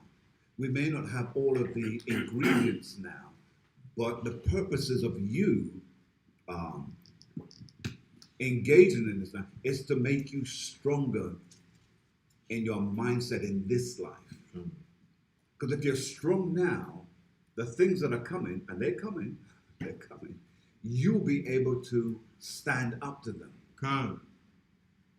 And the standing up is what's important, because it's going to wipe some of our people out. But some of our people will become martyrs, and you will live to see it and hear it. Some of our men, some of our women will become martyrs, and you will live to see it. Let's go back to Revelation 21. Revelation 21. Yes, sir. All right. Where were we? Where did we leave off? Left off at verse 12. Verse 12, is that where we left it? Yes, sir. Okay. Let's read on, sir. Revelation chapter 21 and verse 13. On the east, 3 gates, and on the north, 3 gates. On the south, 3 gates. All right. Quickly go to Ezekiel chapter 48 and 31.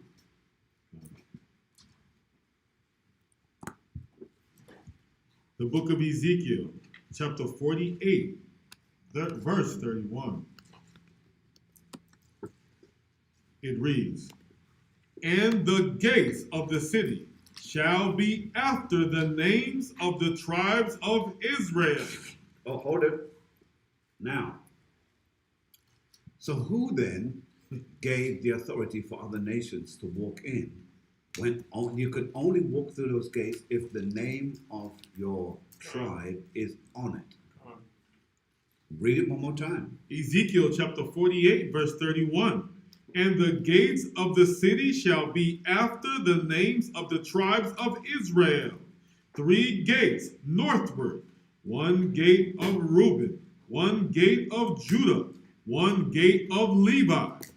And at the east side, 4,500, and 3 gates, and 1 gate of Joseph, 1 gate of Benjamin, 1 gate of Dan. And at the south side, 4,500 measures, and 3 gates, 1 gate of Simeon, 1 gate of Issachar, and 1 gate of Zebulun. And at the west side, 4,500 with their 3 gates, 1 gate of Gad, 1 gate of Asher, and 1 gate of Naphtali. It was round about 18,000 measures, and the name of the city from that day shall be the Most High is there. All right. So we see none of our people are left out of that. Now, where you see Joseph, Joseph is just a temporary position because there is not a gate that's actually going to be called that. Can't? So you need to understand that. That's temporary because he had 2 sons, and who are they? Ephraim and Manasseh. Okay, so that's what goes in with that. They're under him. All right. Okay. Now let's go back. The book of Revelations, chapter 21, verse 13. Mm-hmm. "And on the east 3 gates, on the north 3 gates, on the south 3 gates, and on the west 3 gates. 14. And the wall of the city had 12 foundations." Had what? Had 12 foundations. Had 12 foundations. Go on. "And in them the names of the 12 apostles of the Lamb." Of the what? Of the Lamb. Of the Lamb. Now, here's what I want you to do. Here's what I want you to do. Let's get some understanding. I'm sorry, read that one more time, please. Come, Revelations chapter 21, verse 14. "And the wall of the city had 12 foundations, Go on. and in them the names of the 12 apostles of the Lamb." All right, so we have 12 gates. Please pay attention. 12 gates and 12 foundations. Is that correct? Correct. Yes. All right, let's go to Ephesians chapter 2 and 20, then come right back for me, please. The book of Ephesians, chapter 2 and verse 20, it reads, "And are built upon the foundation of the apostles." Of what? Of the apostles. Go on. "And prophets." And what? And prophets. And prophets, go on. Yahushua Hamashiach himself being the chief cornerstone. Being the chief cornerstone. Now, so we have 12 gates, right? You come. Pay attention. All right. Are you writing? Do you need me to kind of pause for a minute? All right, let me give you a moment. Not good when the teacher gets angry with the students now. Let's give you a minute. All right. Because this next bit is important because if you miss it, it will kind of throw off some of the things I've already said. And I'm trying to do it in a sequential fashion. All right, so here we go. We have 12 gates, right? Yeah, right. And we have 12 foundations, all right, which is the apostles, which is verse 14. Con? Now, 12 times 12 gives us what? 24. 12 times 12. What did you say? I need to 144. understand the English. Thank you, sir. I know you speak French and all of that, but so it is. Yeah. Come on. So we're dealing with 144, right? Okay. So 144 is the number of those who are what? The 144 are those who are what? The elect. No. The 144. If I tell you no, Oh, yes, sir. then let's not go down that road, shall we? So no, it isn't that. So it's not the elect. So who is it then?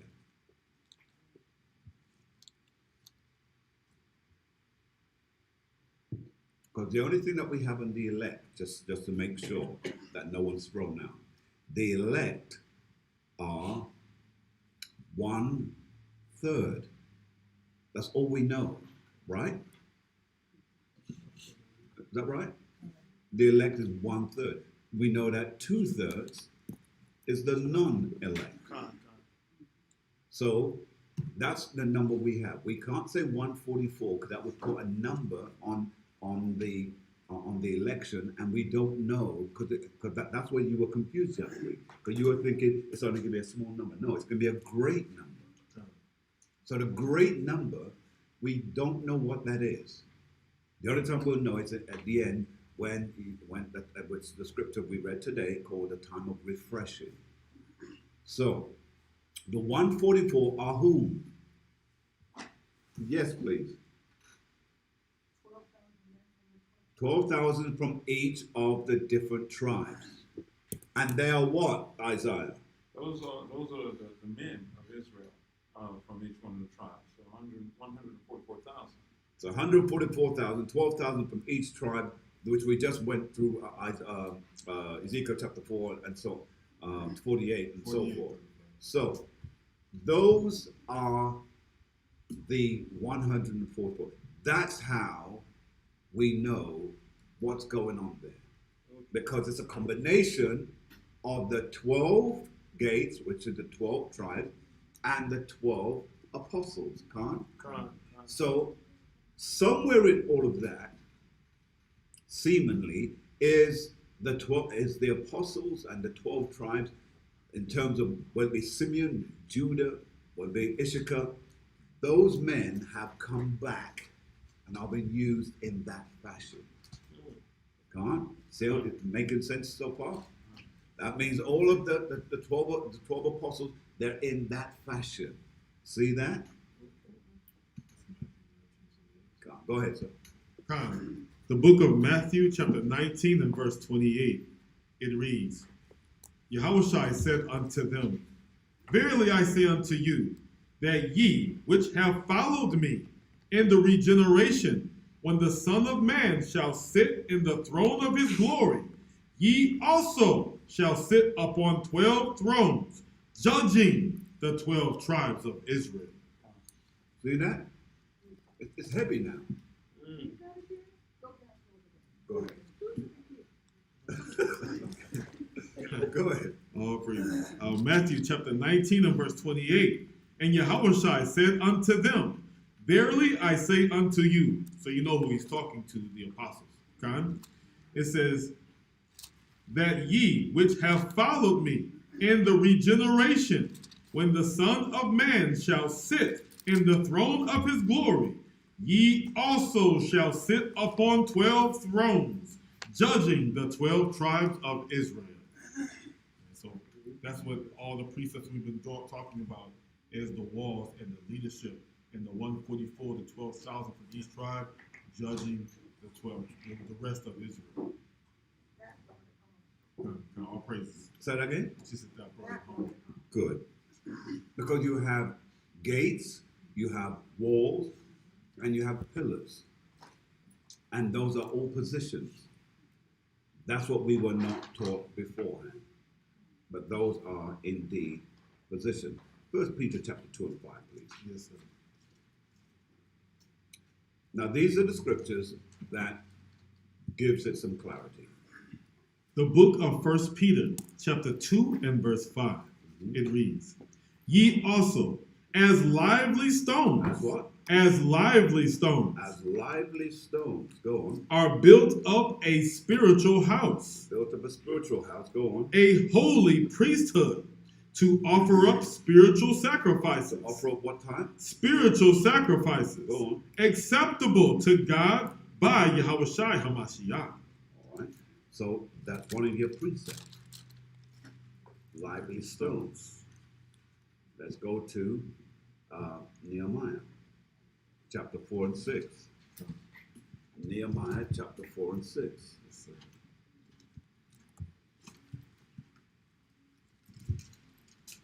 The book of Nehemiah, chapter 4 and verse 6. It reads, So built we the wall, and all the wall was joined together unto the half thereof. Go on.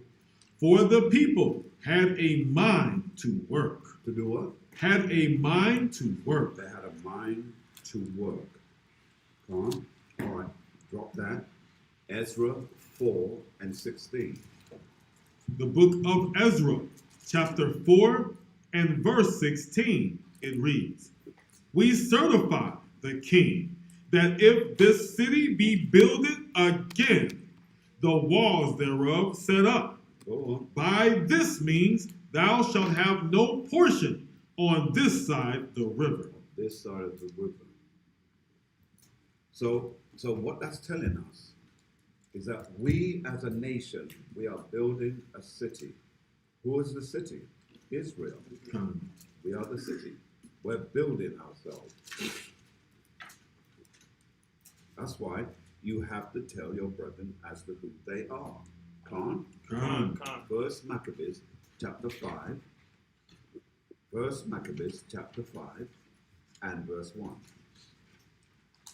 The book of First Maccabees, chapter 5 and verse 1. It reads, Now when the nations round about heard that the altar was built, and the sanctuary renewed as before, it displeased them very much. It what? It displeased them very much. Wherefore they thought to destroy the generation of Jacob that was among them. Oh, And thereupon they began to slay and destroy the people. Then Judas fought against the children of Esau in Idumea. Salaki, yes, and I do. come at Arabatime, because they besieged Israel, and he gave them a great overthrow, and abated their courage, and took their spoils. Go on. Also, he remembered the injury of the children of Ben, who had been a snare and an offense unto the people, in that they lay in wait for them in the ways. In the way, all right, drop that now. That's a little history. Go to Psalms 62 and 2.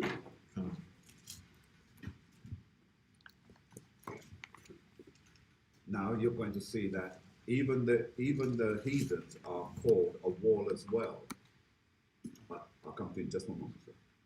The book of Psalm, chapter 62 and verse 2, it reads, He only is my rock and my salvation. He is my defense. I shall not be greatly moved. All right, so read it again. He only is my rock. Name it. Read it. Psalm chapter 62, verse 2. Go on. He only is my rock and my salvation. He is my defense. I shall not be greatly moved. Go on. How long will ye imagine mischief against a man? Ye shall be slain, all of you, as a blowing wall.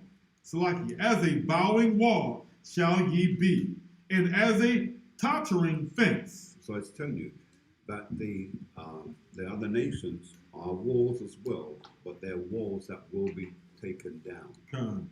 Read verse 3 again. Verse 3.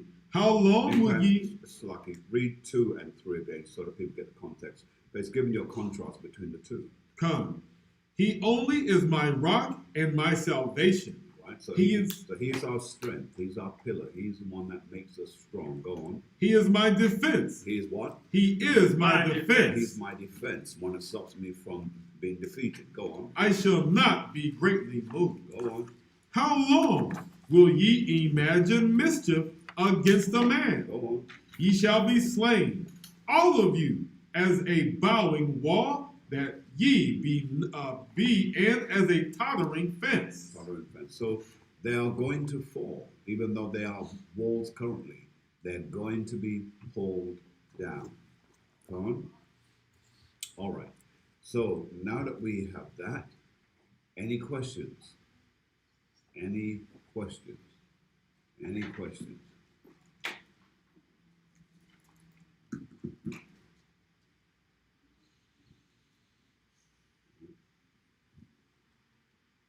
All right, let's go to Jeremiah chapter 14 and verse 2.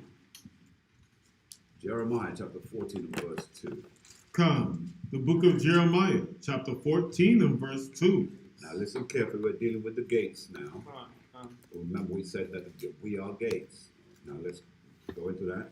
Judah mourneth, and the gates thereof languish.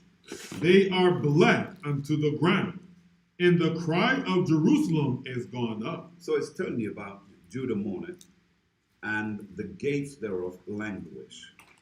Now the gates is dealing with leadership. Come. What does the word languish mean? Can someone please tell me? What does it mean?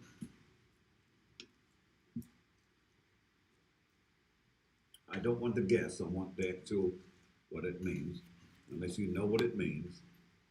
But if you're going to give me your supposition, but no thanks. Languish. Got it? Anyone got it? Anyone have it?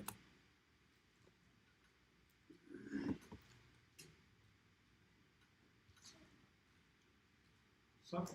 I mean, language is to suffer. Yeah, but I want to get more than one version of it, so that's on the dictionary. So pull it from the dictionary. Let's see what we have. okay, I got one that Go ahead. languishing mean failing to make progress or be successful. Yes, there. That's one variant. Give me others. I need more. When I looked it up, there are several. Yes, sir. To be feeble, to be weak. Calm. That's the one that I wanted. So, when you are weak, when you are feeble, so it says, read it again. Come, Jeremiah chapter 14 verse 2. Judah mourneth, and the gates thereof languish. They are black. So the gates are feeble. So the leadership here is feeble. So it's letting you know that the gates dealing with leadership. Come. Come on. Let's go to Isaiah chapter 3 and 26. Real quick. Yes, sir. The book of Isaiah, chapter 3 and verse 26. And her gates shall lament and mourn. See? So the gates don't cry. So if the gates are not crying, so who is crying? It's leadership. That's right. See? You're done there? And she, being desolate, shall sit upon the ground. Shall sit upon the ground. Mm. So that gives you clarity about the gates in that regard. So let's do a few more to drive it home. Proverbs 24 and 7. Proverbs chapter 24 and 7. The book of Proverbs, chapter 24 and verse 7. It reads, Wisdom is too high for a fool. Wisdom is too high for a fool. In other words, you can't understand wisdom if you don't have the basic understanding of the scriptures. Wisdom then becomes too high for you. Please remember your question can't come to you after this. He Yes. opens. Oh, yes. Well, go ahead, sir. Go ahead, Captain. He openeth not his mouth in the gate. He openeth not his mouth in the gate. You see? So men who lack understanding don't open your mouth in front of men who have knowledge and understanding. See? Otherwise, what you do, you just speak for speaking's sake. All right, so let's go from there to Galatians chapter 2 and 9. Galatians chapter 2 and verse 9. The book of Galatians, chapter 2 and verse 9. It reads, "And when James, Cephas, and John, who seemed to be pillars, Simply what? who seemed to be pillars." So now it's telling you that the three brothers, read it again, sir. Galatians chapter 2 and verse 9. Read it slow. "And when James, James, number 1. Go on. Cephas, Peter, and John, and John. who seemed to be pillars." These were the three leadership pillars of the church.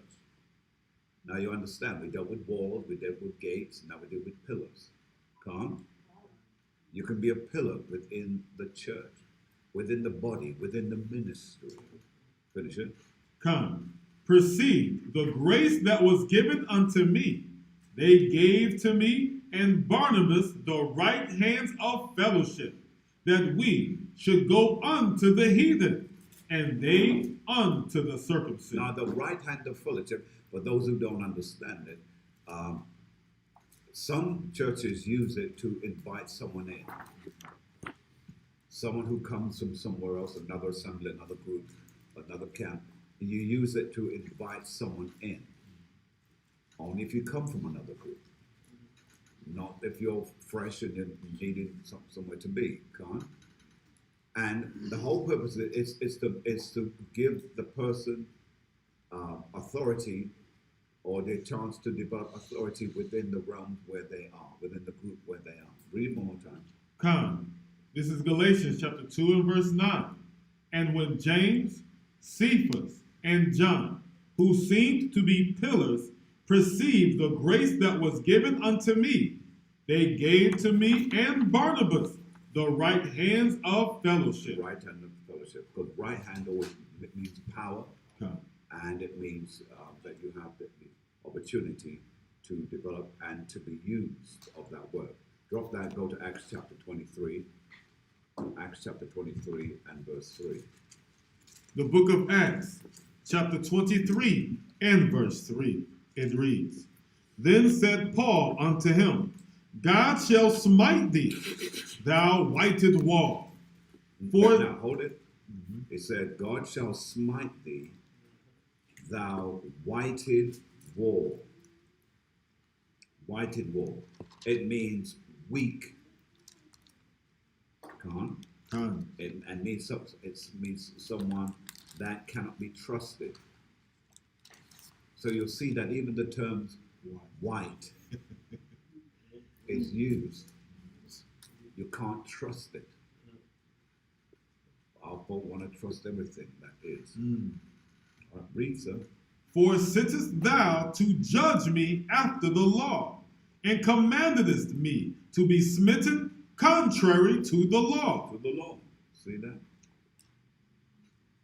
So, again, these are terms that we use. Let's go back to Revelation chapter 21. Let's go back there. See if we can finish this off. Verse 15. 13. Come. Revelation chapter 21, verse 13. On the east, 3 gates.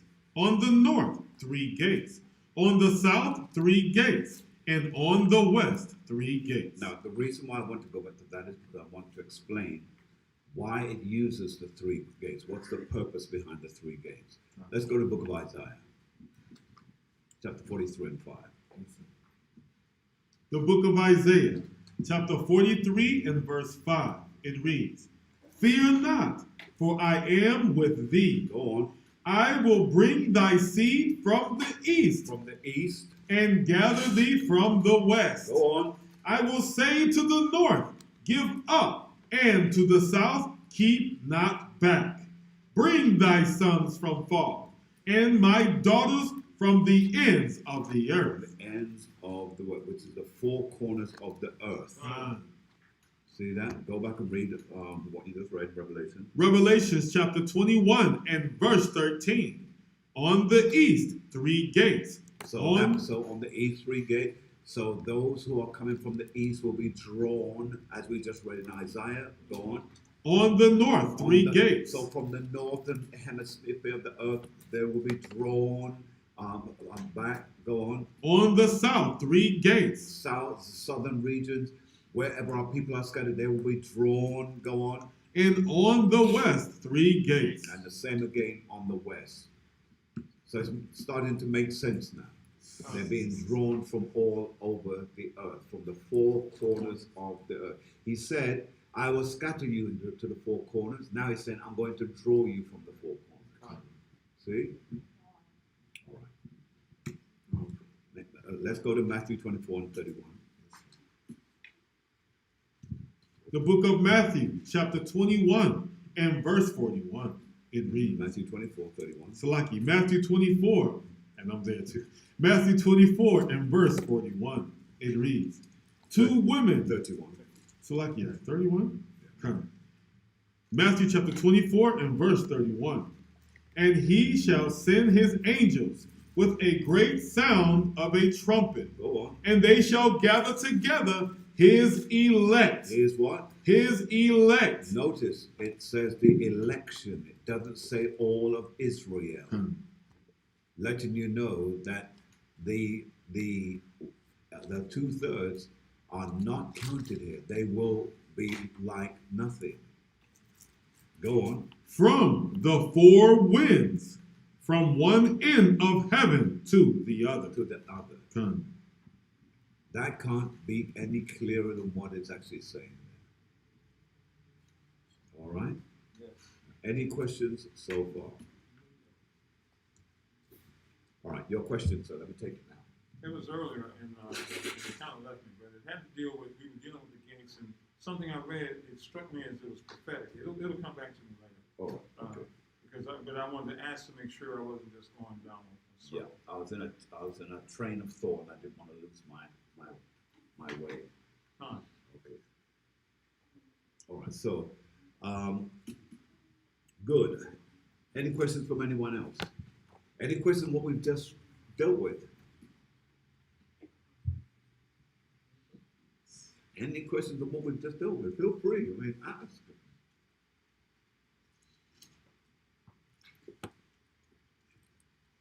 Good, Yasharala? All right. Anyone else? So, praise be so. Do you? Offline. Oh, good. Go ahead. So at the end of the day, really, there's no place in this book that any other nation can try to lay claim to. Based off of every place you go, you can't find them. They cannot extrapolate from something that's not there. You can't take out of something if it's not there. I see my seed there. Let me see if I can find it. Your seed is not there. It doesn't exist. So you can't take from something that doesn't exist. All right? Okay, so let's go. We can go forward. Let's Yes, go sir. forward. Let's go forward. Let's go back to verse. What verse did we leave up in Revelation chapter 21? Yeah, 21 and 13. 13? 13? All right, let's hit 14. Come. Revelations chapter 21 and verse 14. Let's go. It reads, and the wall of the city had 12 foundations. 12 what? 12 foundations. Go on. And in them the names of the 12 apostles of the Lamb. The 12 apostles of the Lamb. All right. Let's go to Ephesians 2 and 19. The book of Ephesians, chapter 2 and verse 19. It reads, now therefore, ye are no more strangers and foreigners, but fellow citizens with the saints. With what? With the saints. Go on. And of the household of God. Go on. And are built upon the foundations of the apostles. Of what? Of the apostles Of the apostles. and prophets. And prophets. That's the 144. Come. See that there? Okay. Stop at 22. Yahushua Hamashiach himself Stop at 21. being the chief cornerstone, Chief cornerstone, go on. in whom all the building fitly framed together Come on. groweth unto a holy temple in the Lord. So all that will be called are the ones who will fitly join together. There'll be no challenges, no schisms or schisms there. Go on. You want me to stop there? So I'll stop there. Okay, very good. All right, from there, let's go back. Revelation chapter 21. Revelation chapter 21 and verse 15. Let's read. And he that talked with me had a golden reed to measure the city and the gates thereof. Okay, so what did we say that the measurement means? Go on. Judgment. Judgment, yes. And let's see.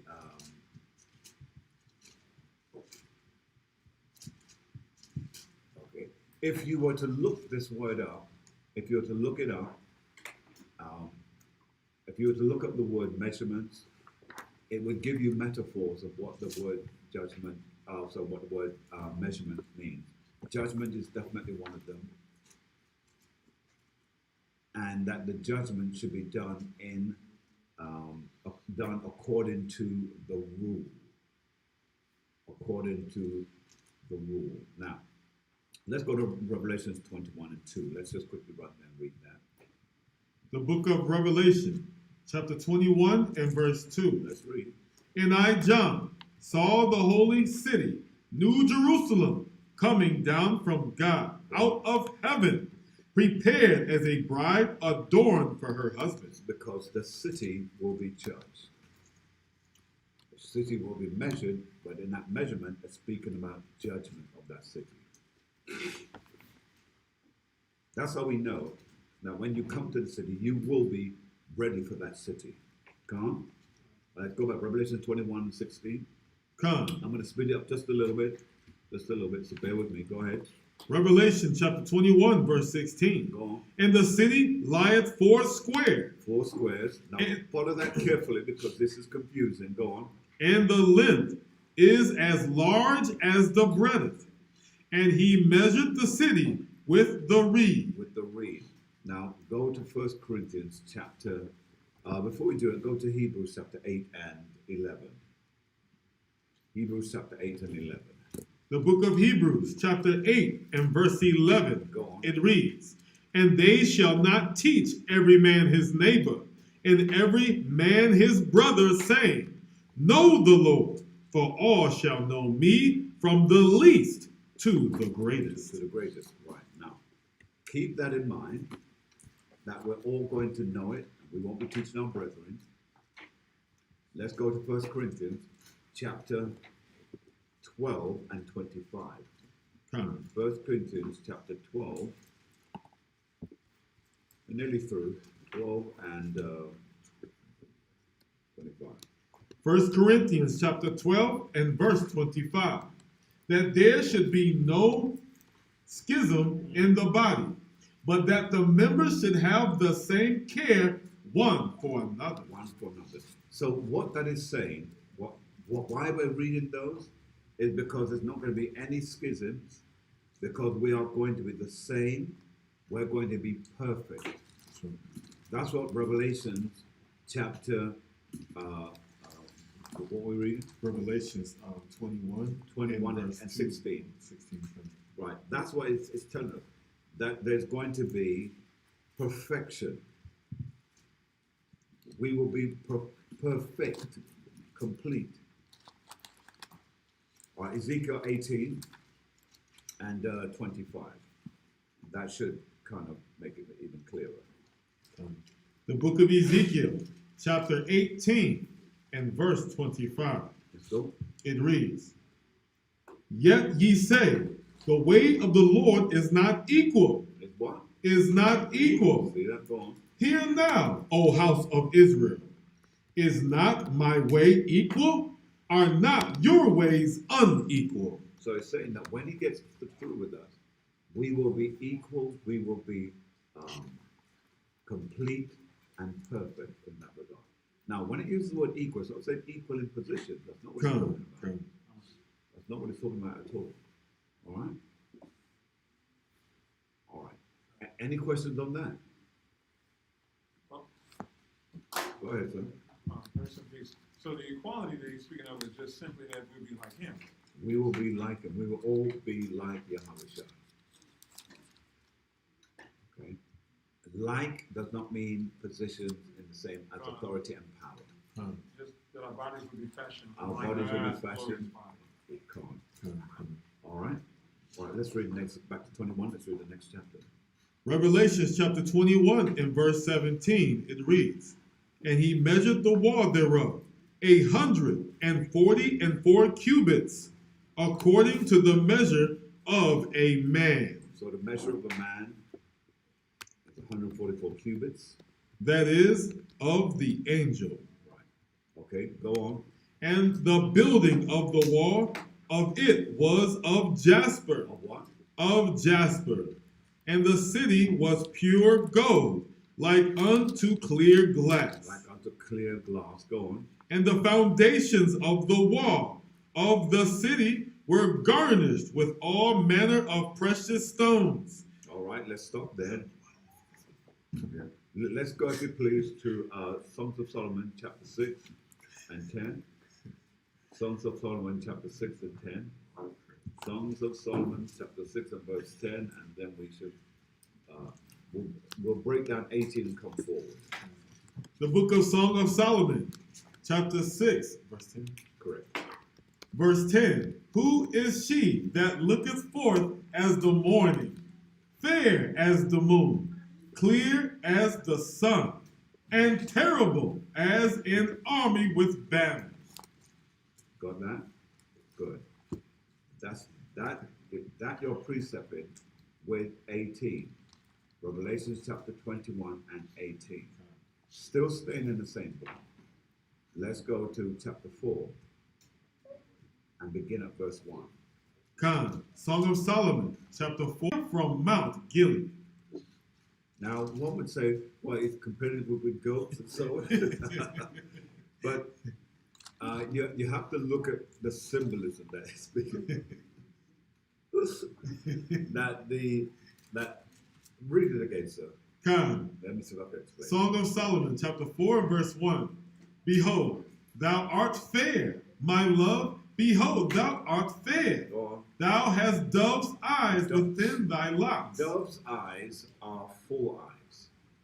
And full eyes was considered to be a thing of beauty.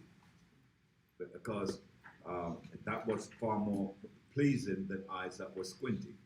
Go on. Come, thy hair is as a flock of goats. Right? A full hair, like a flock of goat. Afro, let's say. Keep going. That appear from Mount Gilead. All right. Go on now.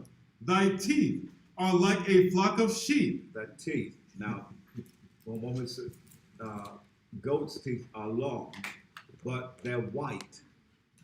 It's the focus on that. It's the whiteness of the teeth. Come. You see?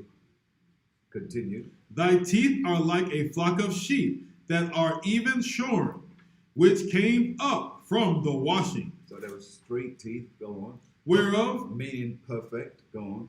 every one bare twins, and none is barren among them. None is barren among them. All right, so you can see it used those as an example. Now, again, in modern times, because most people have never even seen a goat, let alone touch one, so the relationship would be hard for people to gather that. But it's using things of its time to explain the beauty of a woman. All right. So what verse did you finish there? That was verse 2. That's too good. All right. Let's jump back. Let's go back to Revelation chapter 21.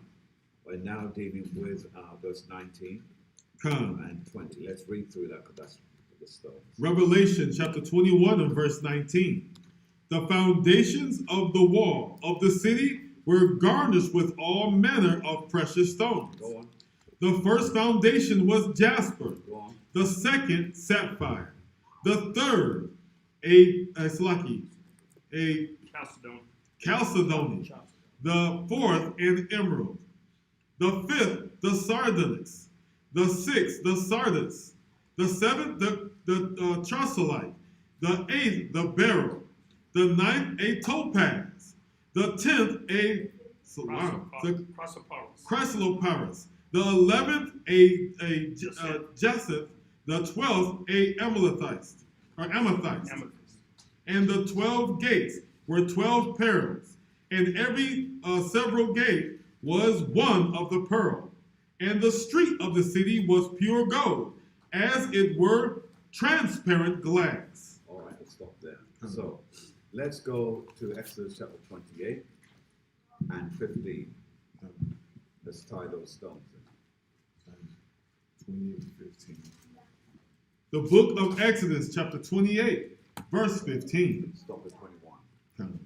And thou shalt make the breastplate of judgment with cunning work, after the work of the ephod. Go on. Thou shalt make it of gold, of blue, and of purple. And Why of, did they use gold? Why did they use gold? Go on, sir. Gold is not redemption,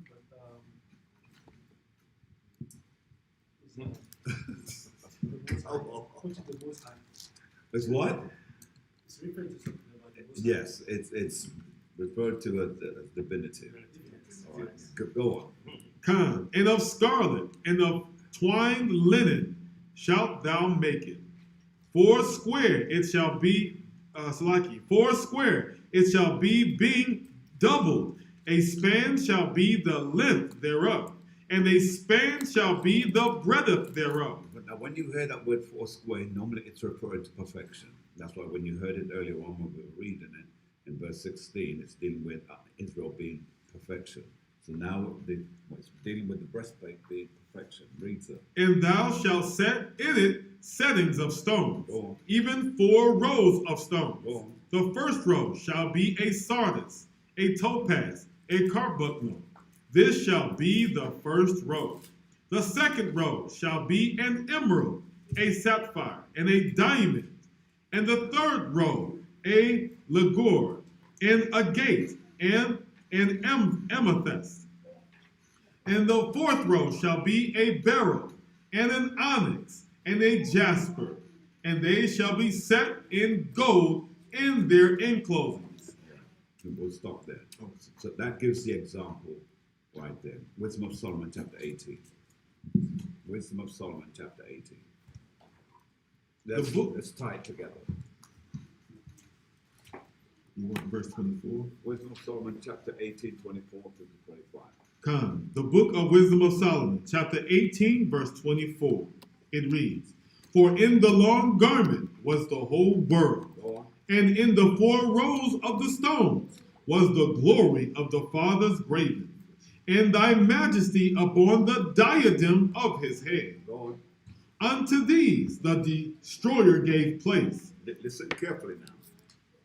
All right, go on. Unto these the destroyer gave place, and was afraid of them, for it was enough that they only tasted of the wrath. Of the rock. Now jump to chapter 19 and read verse 6. Come, Wisdom of Solomon, chapter 19 and verse 6.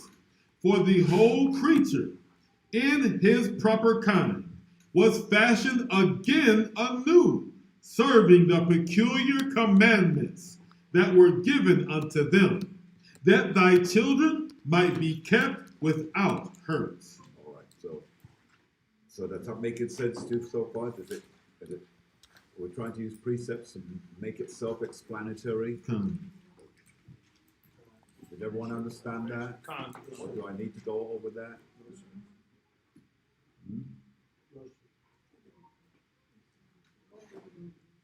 Go ahead, sir. Come, the book of Wisdom of Solomon, chapter 19, chapter 18, verse 24. For in the long garment was the whole world. In the priest's garment, the garment that the priests wore, it says in the long garment, it says what? Was the whole world. Was the whole world. What world? It's, How do we know it was Israel? Go on, sir. because everything that he had on his garment represented one of the tribes. Like the, Yes, but make it more plain. um, He had 12 stones. he had 12 stones. Okay. And 12 each one stones. represented a So that's what it means. All right? I'm trying to get us to be more simplified in explanation because sometimes it can be very complicated and people don't understand a long-winded version. Just make it plain. So here, read it again, sir.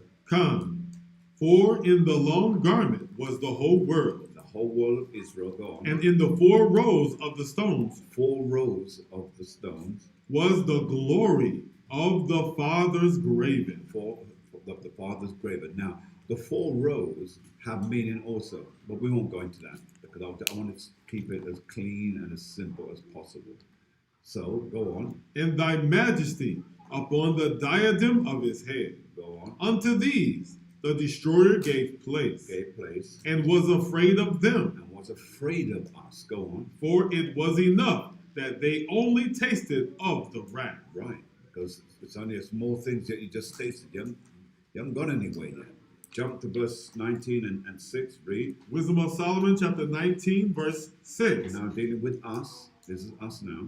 For the whole creature in his proper kind was fashioned again anew, Go on. serving the peculiar commandments Right, but we were given commandments, no one else. that were given unto them, that thy children might be kept without hurt. Without her.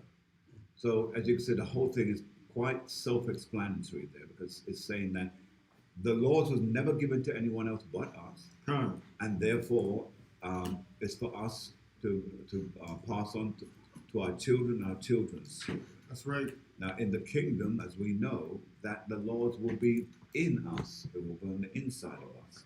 So there won't be no loss in terms of its translation. Every child will be born knowing the laws, knowing how to keep them. No one has to teach them. That's what we read in Hebrews 8 and 8. It makes it clear that I won't be teaching you, you won't be teaching your sister, and so on and so on and so on. Because it will be in us, instinctively. You will have children, your children will know, what the laws are, how to keep the laws. It will be instinctively in them. Can't? All right. Back to Revelation. We're nearly finished now. All right. Ephesians 3 for me, please. Ephesians 3 and 15. Ephesians 3 and 15. The book of Ephesians, chapter 3 and verse 15. Let's read. It reads, of whom the whole family in heaven and earth is named, that he would grant you according to the riches of his glory. Riches of what? The riches of his glory, to be strengthened with might by his Spirit in the inner man. And the inner man. Jump to 21. Verse 21. Unto him be glory in the church by Yahushua HaMashiach throughout all ages, world without end. Amen. So we are the world that cannot be destroyed.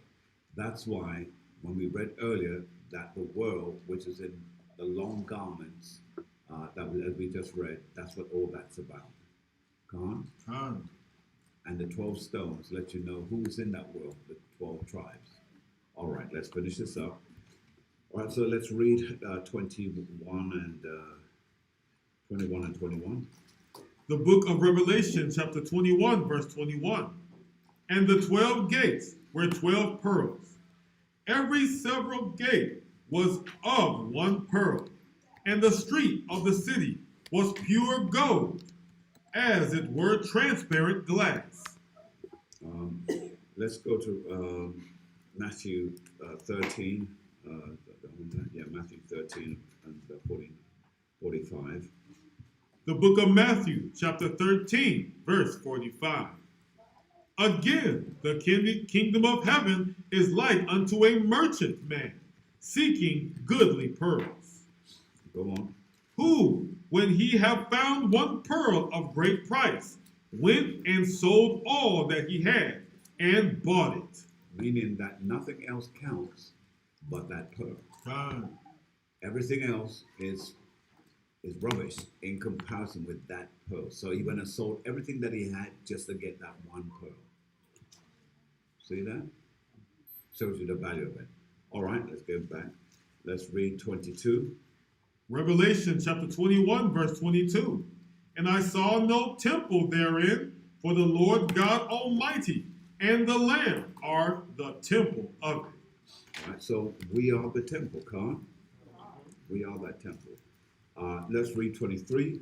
And the city had no need of the sun, neither the moon to shine in it, for the glory of God did lighten it, and the lamp is the light thereof. Now we know that's speaking about knowledge and understanding, right? We know it's not speaking about the natural light. Isaiah chapter 60 and 10. The book of Isaiah, chapter 60 and verse 10. Stop at 14. And the sons of strangers shall build up thy walls, and their kings shall minister unto thee. For in my wrath I smote thee, Go on. but in my favor have I had mercy on thee. Go on. Therefore thy gates shall be open continually, they shall not be shut day nor night, that men may bring unto thee the forces of the Gentiles. So that tells you that around the earth, all nations will be bringing their substances to Israel Come. 24/7. It will be a constant conveyor belt of merchants coming, bringing the gold, the silver, the diamonds, the beryl, the pearls, the amethyst, and so forth and so forth. It will be done 24/7, and it will be done that way forever. So now you'll understand why, when you're in the kingdom, the word work, you won't even know what that word means. Because you will be self-sufficient. Can't? There will be levels, however. The least in the kingdom are those who are of the 2/3. They will be the least. The aristocratic group or the aristocracy will be the election, the elect. On top of that, you're going to have those who are within the election who are going to be in charge of cities. Some few cities, some many cities. Then you're going to have the 144s who will be going throughout the earth. Then you'll have the 12 apostles. So the aristocracy level is going to be very high. Now, will the least in our kingdom be less than those of the heathen? No. The least in our kingdom will be still greater than the heathens. But you will be less than your own brethren. Where you should have been is not where you are. Where you would like to be is not where you are. Now, don't send me any emails asking me, can a person work their way up? Because that I don't know. I don't know. I just don't know. All I know is what the scripture says in terms of the greatest and the least. So if there's a greatest and there's a least, then there's a middle class somewhere there. Again, I don't know who's going to be in that. Khan? All right. So let's go back and read it. Isaiah chapter 60 and verse 11, that a clause, that men may bring unto thee the forces of the Gentiles, and that their kings may be brought. Go on. For the nation and kingdom that will not serve thee shall perish. Yea, those nations shall be utterly wasted. So just in case you may, that's why I said that you can't just think that just Esau is going to be destroyed. Esau will be wiped out. There'll be nothing looking like him again. Because that's an abomination. But the other nations now, if they fail to come to any of the Feasts of Tabernacles, the Pentecost, or any of those feasts, if they fail, the Most High will stop rain from raining over their countries. Therefore, they will suffer drought and die. And that's how it wiped them out. So they will have to, and the other nations will see this and know that we must go. We must make sure we do what we must do. Otherwise, we will be like them. Con. So that's why there won't be no war. We don't go in there and start chopping and all this business. No, because the Most High will just cease the action of life over their countries, and that they will begin to pay the consequence through death. Khan? Con. All right. Let's just finish that off at 14. Verse 13. The glory of Lebanon shall come unto thee, the fir tree, the pine tree. Now, the fir trees are dealing with people. Fir trees, pine trees, it's used in those terms as people. Go on, To beautify the place of my sanctuary. go on, And I will make the place of my feet glorious. go on. The sons also of them that afflicted thee shall come bending unto thee, and all they that despise thee shall bow themselves down at the soles of thy feet, and they shall call thee the city of the Most High, the Zion of the Holy One of Israel. That's why they can never pass you and not bow. All the things that we had to do to them, which was when we saw them, we had to look down on the ground or cross over the other side.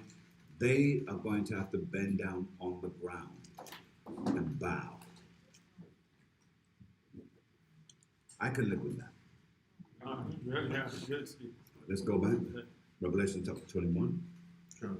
Well, verse 23. Let's go with 24 on that. Con. Revelation chapter 21, verse 24. And the nations of them which are saved shall walk in the light of it. Shall do what? Shall walk in the light of it. And the kings of the earth do bring their glory and honor into it. All right, let's hold that just for a quick moment. Go to Matthew chapter 15, Matthew 5 and 14. Come, the book of Matthew, chapter 5 and verse 14. Ye are the light of the world. So we will be the light of the world. Go on. A city that is set on hill cannot be hid. Now, it doesn't mean that it's going to be a light as in something emanating from us. It means that our standards and how we carry ourselves will be so high that the nations will look to us as an example. Today, you find that the world, everybody wants to be like Hollywood. So everybody wants to be a superstar. Everyone wants to be an influencer. Everyone wants to have something that people know them and know of them. Well, so they look to Hollywood for that. Well, in this case, according to Scripture, the world will be looking to you. Come. Of all things. Come. Let's read. Verse 20, Salaki, Revelation chapter 21, verse 25. Did you finish Matthew? Yes, sir. Matthew 14 through 16. Oh, Salakia. Matthew chapter 5 and verse 15. Neither do men light a candle and put it under a bushel, but on a candlestick, and it giveth light unto all that are in the house. Let your light so shine Let your wisdom and understanding so shine. Go on. before men, that they may see your good works and glorify your Father which is in heaven. Go on. All right. Let's go to Isaiah 60 and 10. One more scripture after that. The book of Isaiah, chapter 60 and verse 10. That goes with Revelation 21 and 24. Revelation 21, 24 through to 25. Let's go. And the sons of strangers shall build up thy walls, and their king shall minister unto thee. For in my wrath I smote thee, but in my favor have I had mercy on thee. Stop at 10. Sorry, stop at 14. Therefore thy gates shall be open continually, they shall not be shut, nor day nor night, that men may bring unto thee the forces of the Gentiles, and that their kings may be brought. For the nation and kingdom that will not serve thee shall perish. Yea, those nations shall be utterly wasted. All right. Daniel 2 and 44. And then that was there. That ties in with Revelation chapter 21, 26 through to 27. The book of Daniel, chapter 2 and verse 44. And in the days of these kings shall the God of heaven set up a kingdom, which shall never be destroyed.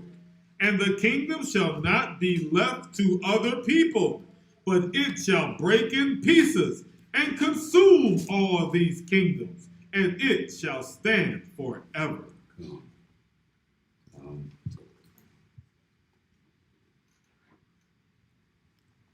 on. I'm sorry. Job 38 and 4, just to conclude. I'm sorry. The book of Job, chapter 38 and verse 4. Where hast thou when I laid the foundations of the earth? Declare if thou hast understanding. So our understanding will be greatly increased in that time, because we will be in the age where we will live, we will walk as light among men. Come on.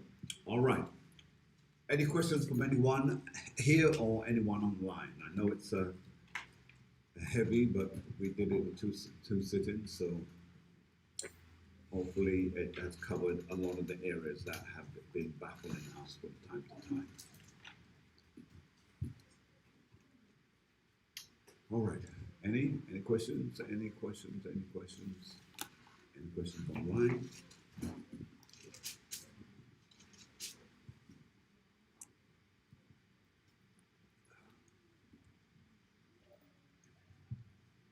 Any forewords? Go ahead. Khan, it's funny because in Christianity, they've been perpetrating that this is literally a kingdom coming down from the heavens of the Most High, not showing you clearly through the precepts that is a people. And it's funny too because even as we see in darkness, when you go to the book of Ezekiel, chapter 28, it shows you that it's a man, not Satan, that it's arrayed with the same stones. So it's so that's why I kind of chuckle, because in Christianity they put a methodical or magical or mystical image on everything, watering down the foundation of the Most High, which is our heritage. So it's amazing how these precepts are really clear when they come out, when you get the understanding that we are the church, we are the temple, and we are the Most High God's Salaki Yahushai's bride. All right. So, any questions online, ma'am? Are we good? No questions online, so I take it that everyone understand. Captain, for time purposes, why don't we just salute out to those and give a shout out to those in different countries? Yes, sir. Yes, sir. First and foremost, I'd like to give all praises and honor unto Yahweh Bashem Yahushai. Also give all honor unto Adonai, who brought the word out to the Most High. All praises.